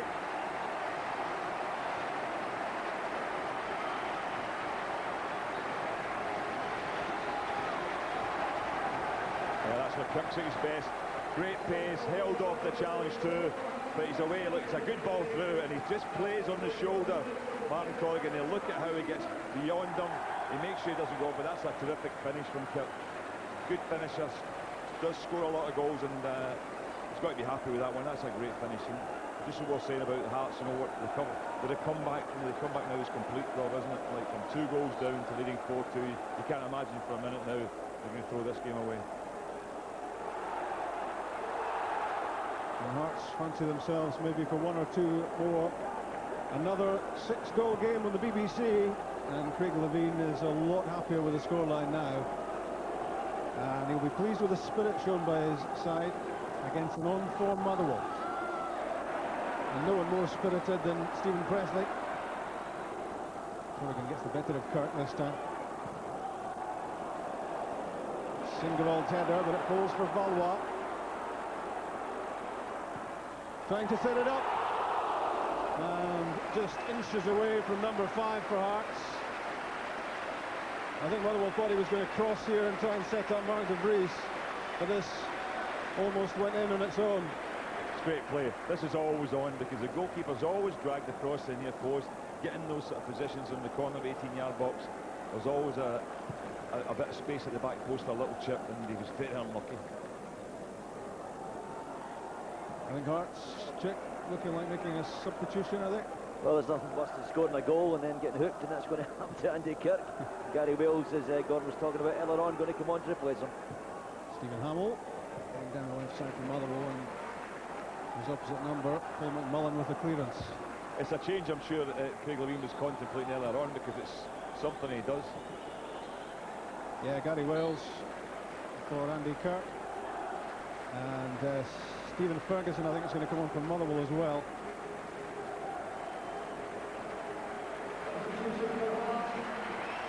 What a performance from Andy Kirk. 2 goals out of the 4. Martin Corrigan had a think about pulling him down here on his way through, but as he hesitated, Andy Kirk didn't, and tucked that shot away for 4-2. And that was his last serious involvement, because Gary Wales replaces Andy Kirk. He won't be happy when you're sitting in 2 goals in a game like this, and you come back and you're playing well. You don't want to come off, that's for sure, and I don't think he'll be happy at all. A foul by McFadden on Presley. And there's frustration written all over the face of James McFadden, whose header had Motherwell 2 up, and the scoreline now says 4-2 down. Talking about Andy Kirk has got 17 goals from 37 appearances. He barely played last season, a lot of injury problems, and that's a pretty decent strike rate for Andy Kirk in terms of matches he's played. And what Hearts have is they've got a great bit of competition up front, because it's very much between Kirk and Wales as to who partners Mark de Vries. I'm just wondering if he's getting a bit of treatment there, and you know, he had a knock, maybe an ankle knock or something, and he's getting some treatment. And that may be what tempted the manager to get him off, so you don't get him injured in a day like this when he's done really well. But it looks as if he'd maybe been struggling with injury. Phil Stump drifts the ball in, and no takers.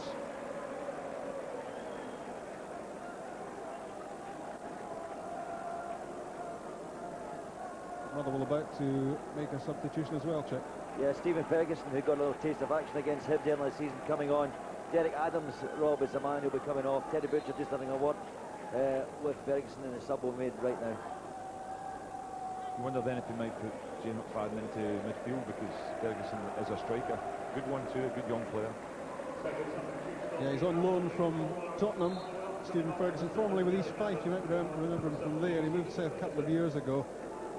Still only 20, and he's on loan, I think, till January. Stephen Hamill putting pressure on Paul McMullen, and the youngster, well, he's 2 years younger than Hamill, did well. Stephen Hamill's throw, the flick from Lehman, and the effort from Ferguson took a little deflection before it was grabbed by Mackenzie.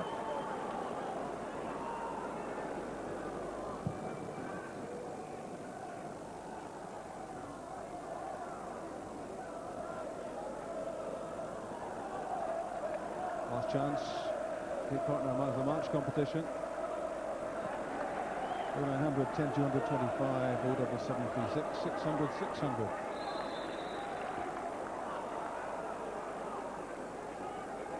The lines will close shortly. 2 goals for Andy Kirk, another starring performance from James McFadden. 7 goals for the season from Mark de Vries. Hamill's free kick. Lehman was there, and the effort from Ferguson well off target.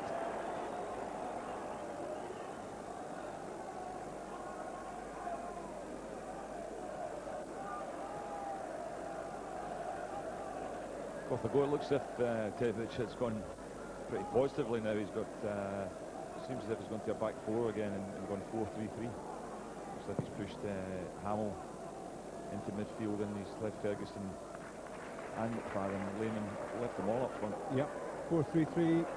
Partridge at left back. Corrigan and Singleval central defence. McMullen on the move. Another tempting ball in for Mark de Vries. Kevin McDonald gets it clear. Hopeful shouts. Yeah, hopeful shouts from Hearts fans, yeah. Not sure it was deliberate, but certainly appeared to hit an arm.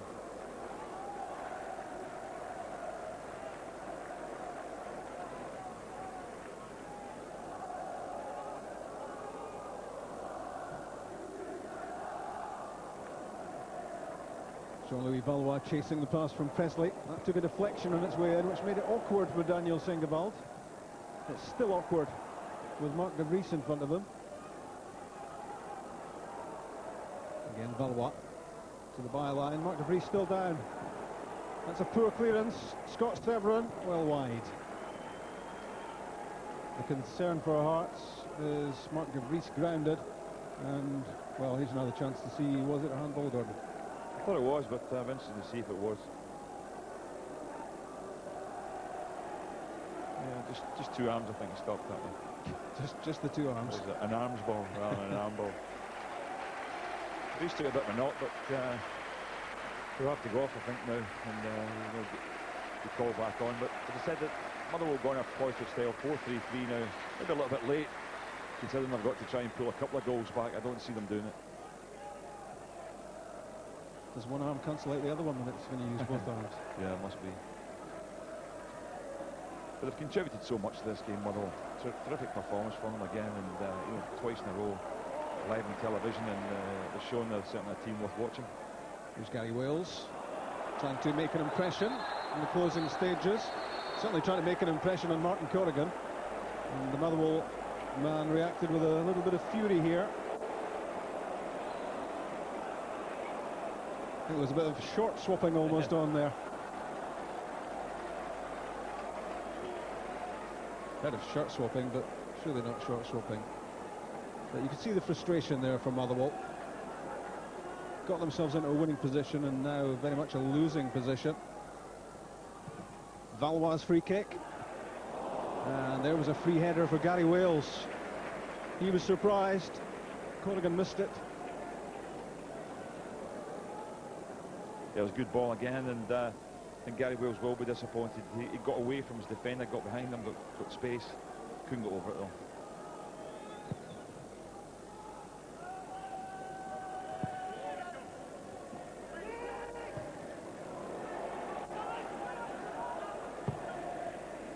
Sliced out of play by Alan Mabry. As you can see, 86 minutes on the clock. Have Hearts killed off Motherwell. Our Parkers will feel they need a goal back shortly to give themselves any real hope of salvaging something out of this game. Ian Russell will be the next change for Motherwell. Hamill's corner kick.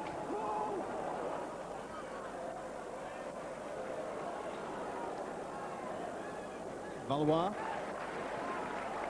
De Vries. Mullen. Gary Wales makes a run. And a late run made by Scott Severin. And the goal won't count. I'm interested to see this. I don't think this is a foul, but it's a great ball in from McMullen. I think he's definitely going for the ball. Watch this, Scott Severin, look. Yeah. His arms aren't up. I don't see anything wrong with that at all. I don't see, he collides with the goalkeeper at the same time, but look, I don't think there's any attempt to make a foul there. I think Scott Severin very unlucky not to be given that goal. That would have made it 5-2. And maybe another sign there that referees sometimes are a little bit overprotective of goalkeepers, because that really was a gigantic leap by Scott Severin. Yeah, I think it would have just made his game. He's been really prominent, Scott Severin, right throughout the match. It's certainly the early part, and the second half's going on too.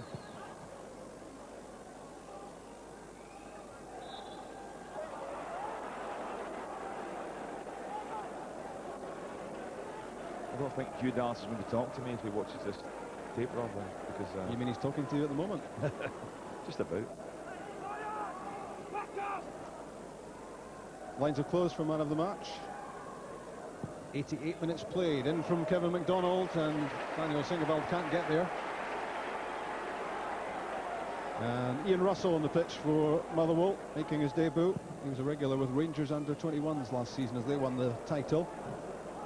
And he's already got a hat-trick for Motherwell under-21s.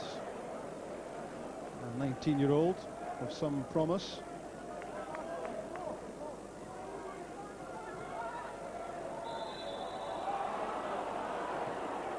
McFadden with the free kick, but it's swinging away from the substitute.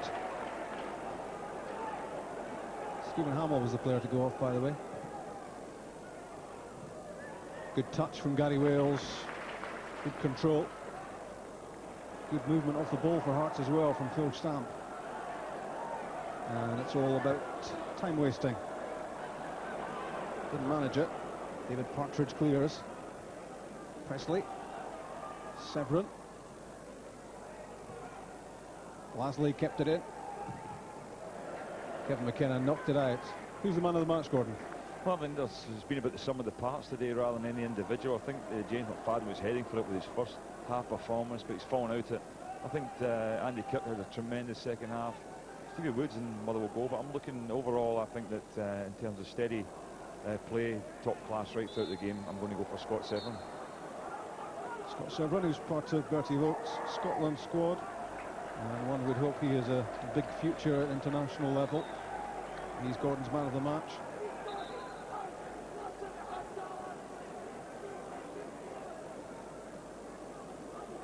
So 10 seconds of 90 minutes left and 3 minutes to be added on. And David Doig is the assistant on the main stand side, pointing something out that Hugh Dallas wants to know about.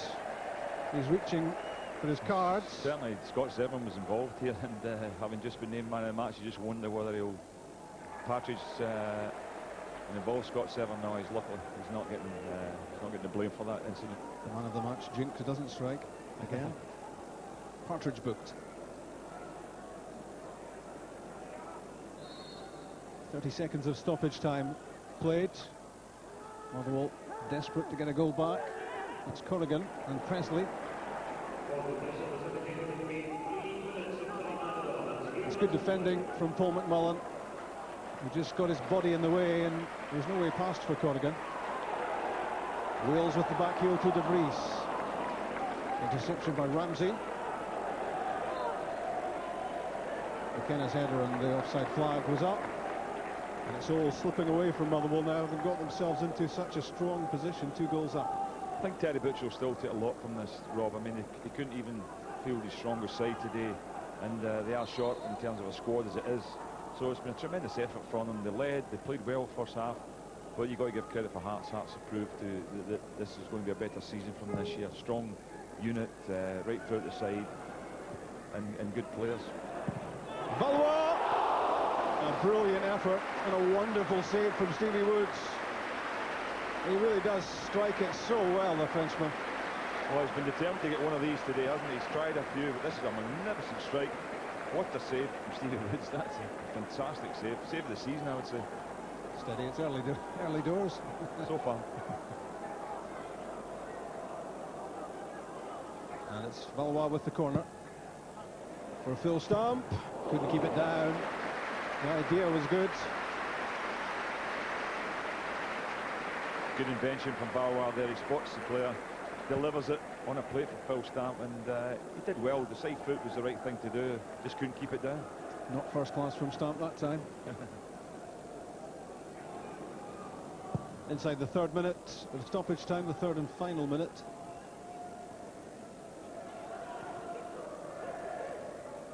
That's Wales and Stamp. They've proved very durable here, Hearts. Having been 2 goals down, and they might well have had a 5th goal from Jean-Louis Valois. Look at the technique here as he gets himself over the shot, tipped with the outside of the left foot, and you won't see a much better save than that from Stevie Woods. He was hitting in under the crossbar.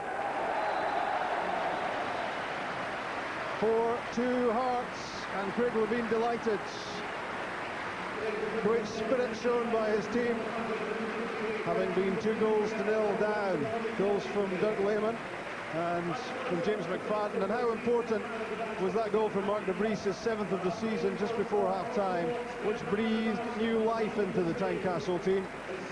And the second half was theirs, with Andy Kirk scoring twice. Stephen Boyack scored as well. And they might well have added to that tally as well.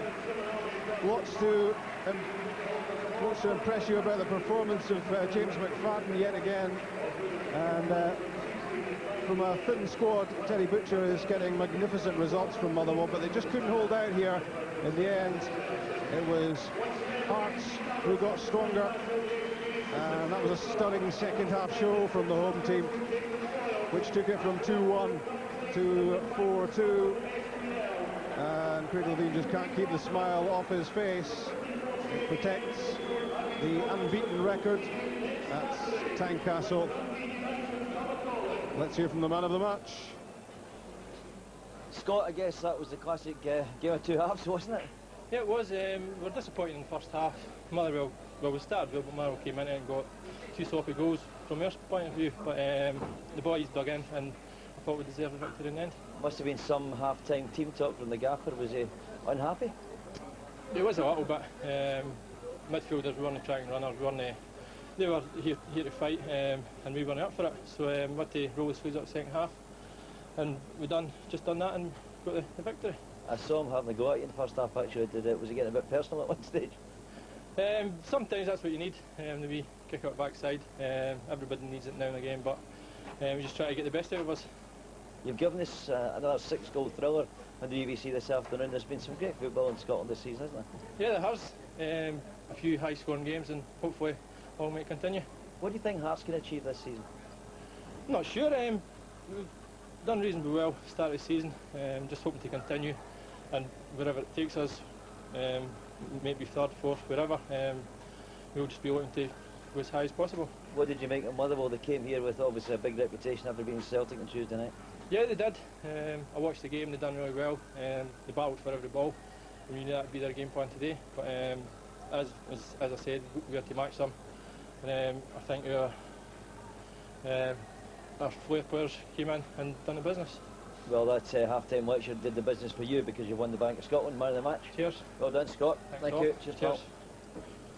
Yes, well done, Scott Silverman. Well done to Hearts, coming back from a 2-goal deficit to win 4-2 against Motherwell. John Robertson said before the match, I gave you a hard time at half-time. You said 3-1, 2 clear goals. 4-2, you were absolutely right, 2 clear goals. Yeah, it's a great fight back for them, and I think they thoroughly deserved it in the end. Motherwell, terrific first half, thoroughly deserved their 2-goal lead, but in the end Hearts were just too strong for Motherwell, created a lot of chances. In fact, it wasn't for Stevie Woods, it could have been another couple. Yeah, exactly. They've got an awful lot of confidence, especially at home, Hearts, haven't they?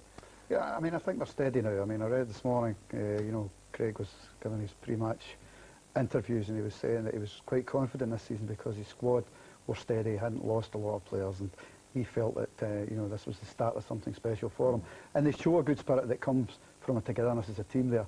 They're down, they fought back, and had a poor first half, really. And, you know, Craig himself would deserve a great deal of credit, getting them a lift at half-time, sending them out again, and thoroughly deserved their win. I mean, we were by far the better side of the second half. Well, it certainly was something special, as Walter just said. So let's have a look now at the story of the match. Initially, Val, I was quite surprised Val wasn't in there for perhaps man of the match, because he had a great start as well. He had a free kick just after 45 seconds, which Woods was good to be, you know, he was on the ball there and made sure he got that. Yeah, well, we were just talking about the ball there. I saw him play the other night at Iverson. He's one of those players that can be quiet for long spells in the game and then produces something, you know, a little bit special. We said at half-time that we felt we needed, you know, more crosses there, and he's probably influential in the second half of the game. Yeah, without a doubt. But Motherwell definitely the strongest of the first. Yeah, I think Walter got the point over at the start that Motherwell were inconsistent. And I think you've seen that through the whole 90 minutes today. Sure. They started off on fire, a great finish from Dirk Lemon, then McFadden as well, 2-0 up, in control of the game, and looked like they're going to go on from there. And then, you know, the goal right on half-time from Mark DeVries seemed to knock the stuffing out of them a wee bit. In the second half, Hearts totally dominated it and were well worth the victory. Well, let's have a look at this goal from DeVries now. I mean, you mentioned that at half-time they needed more balls in from wide areas, and that was how they got that first goal. Yeah, half an hour in the game before they really got a telling cross in. And then, you know, in the last 15 minutes of that first half, there was signs that things were getting a little bit better for them in that respect. And in the second half, you know, far better.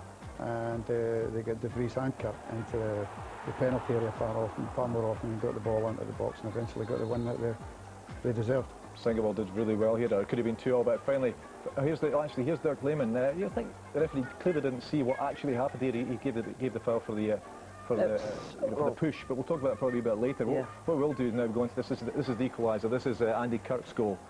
They needed this. Yeah, well, we spoke about the young lad McMullen getting round there. It's the first time in the match he done that. Great bit of skill. Again, magnificent cross. And the one thing about Andy Kirk, he will get you goals. Yeah. He gets it, get the ball into the box, and he's in there. He'll score goals. And Walter was right. The first 45 minutes, he was doing all his better work in areas that weren't going to hurt Motherwell. and he eventually got in there. As you see again, into the box, a chance, good strike, another great save from Stevie Wood. So, you know, Hearts started to get the key players into the right areas. Yeah, they did put the pressure on us. There's another great save from Stevie Woods there. Like you said, it could have been an awful lot more. But soon after all that pressure, it was another one. It was 3-2, Stephen Boyack getting a goal. Yeah, as I said, you know, the pressure for Hearts was very intense at that period, and they were getting quite a number of players in the box, but they never quite managed to do that in the first half of the game. And, you know, Stephen Boyack waiting at the back there, and a good finish to put his team in front there. It was a great ball across from Valba as well, John. Yeah, he's done it. It's one of them that you strike, it's a cross-come shot. He's trying to drive it in there in the hope that either one of the Hearts players or indeed a Motherwell player can deflect it in. But this is another great finish. Andy Kirk gets across the defender, and it's a cool side footer. As I say, those were the areas he started to exploit. He was getting into the channels, be more central. I think Walter said that first half, he needed to be in the more danger areas. And once he gets a sniff of goal, the lad will take it, and I'm sure he'll not be too happy to get taken off. That's right, good for his strikers union there. He gets taken off. Now Valwa, this is another great chance. I thought, oh my goodness, this was going in, didn't you? Yeah, I think when the game opens up, you know, players that have the ability that he looks to have come into the game a little bit more, and you know, that chip there and the shot at the end, two bits of skill that Andy would be proud of. Now this is one here that he said during the game, I think maybe goalkeepers get looked after a bit too much. No, was there a lot wrong with that? That's a goal.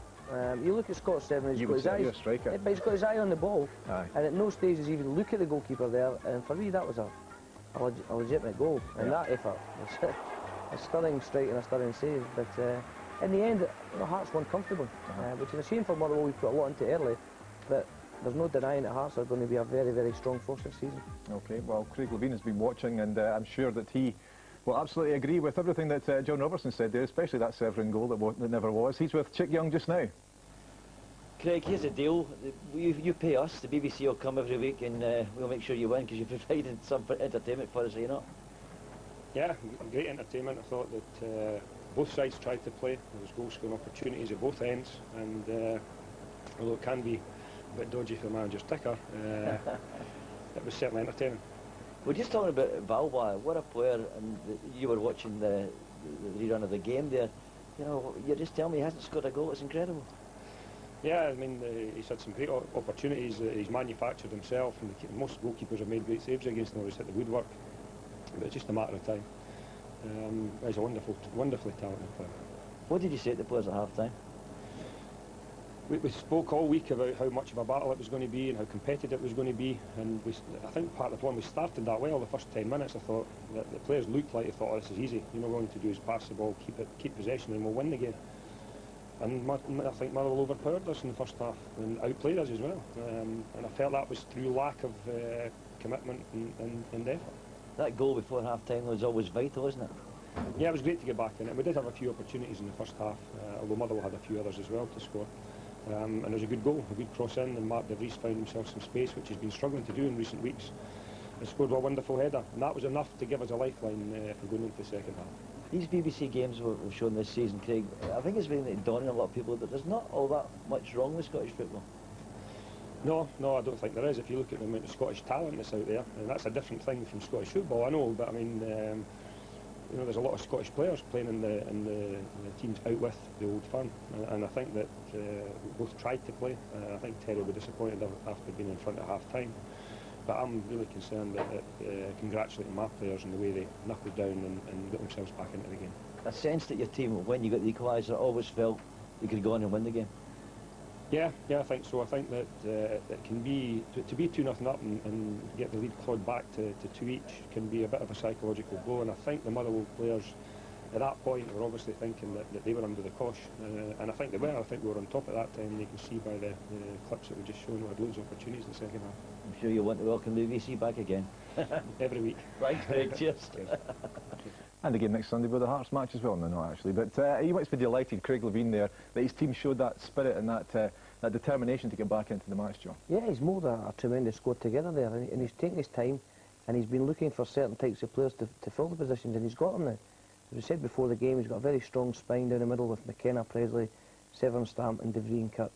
And you add that to the talent he's got on the left-hand side with McMillan and Valois.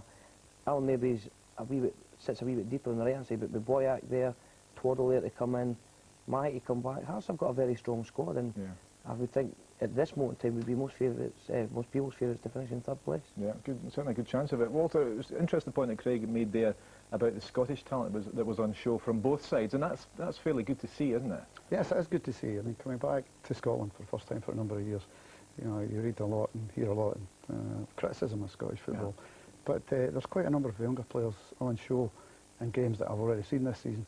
But you know, things would augur well for us in the future. I think we've got to be careful with younger players, as we mentioned about Motherwell in general, and Terry was talking about the young lad, McFadden. He can be up and down, and we're inclined to take the really good parts and forget about the other parts. And they've got to be given a little bit of time to settle down, and hopefully we don't get too carried away. But it is a good thing that the talent is there.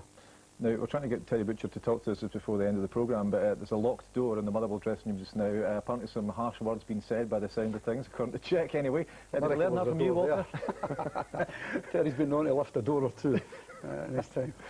I mean, do you think that his team deserves, I mean, they are a young side, do they deserve to get a bit of a thrashing after letting a 2-goal advantage down? No, I don't think that, you know, once things settle down, that Terry will be that disappointed. I think it's a good thing. Not a good thing that you lose, obviously, nobody wants to lose, but they are a very young team, and as I said, the expectation of everyone this season was that they would be relegated. Now, they've shown that, you know, that's not the case, but when you have to play 2 games or 3 games in 7 days, and you have to play with the effort that they have to put into the game, there's no halfway for Motherwell.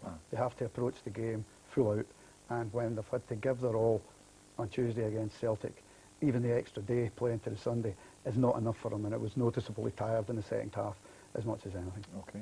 Well, if John Robertson wants to look away just now, we'll look at the league table. This takes Hearts up to 3rd in the table. On goal difference, they're on the same points as Kilmarnock and Dunfermline. Livingston sitting down there on 4 points. Clearly that's going to change, Robbo, isn't it?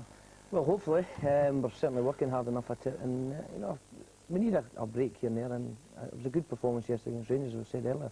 But we've got to build on that now. We've got 3 vital matches coming up. We play next week against Aberdeen, then Hibs and Hearts, so we've really got to take some for these games. Very briefly, we'll just a quick chat. You've got this European match coming up this week. It's not going to be easy either for you.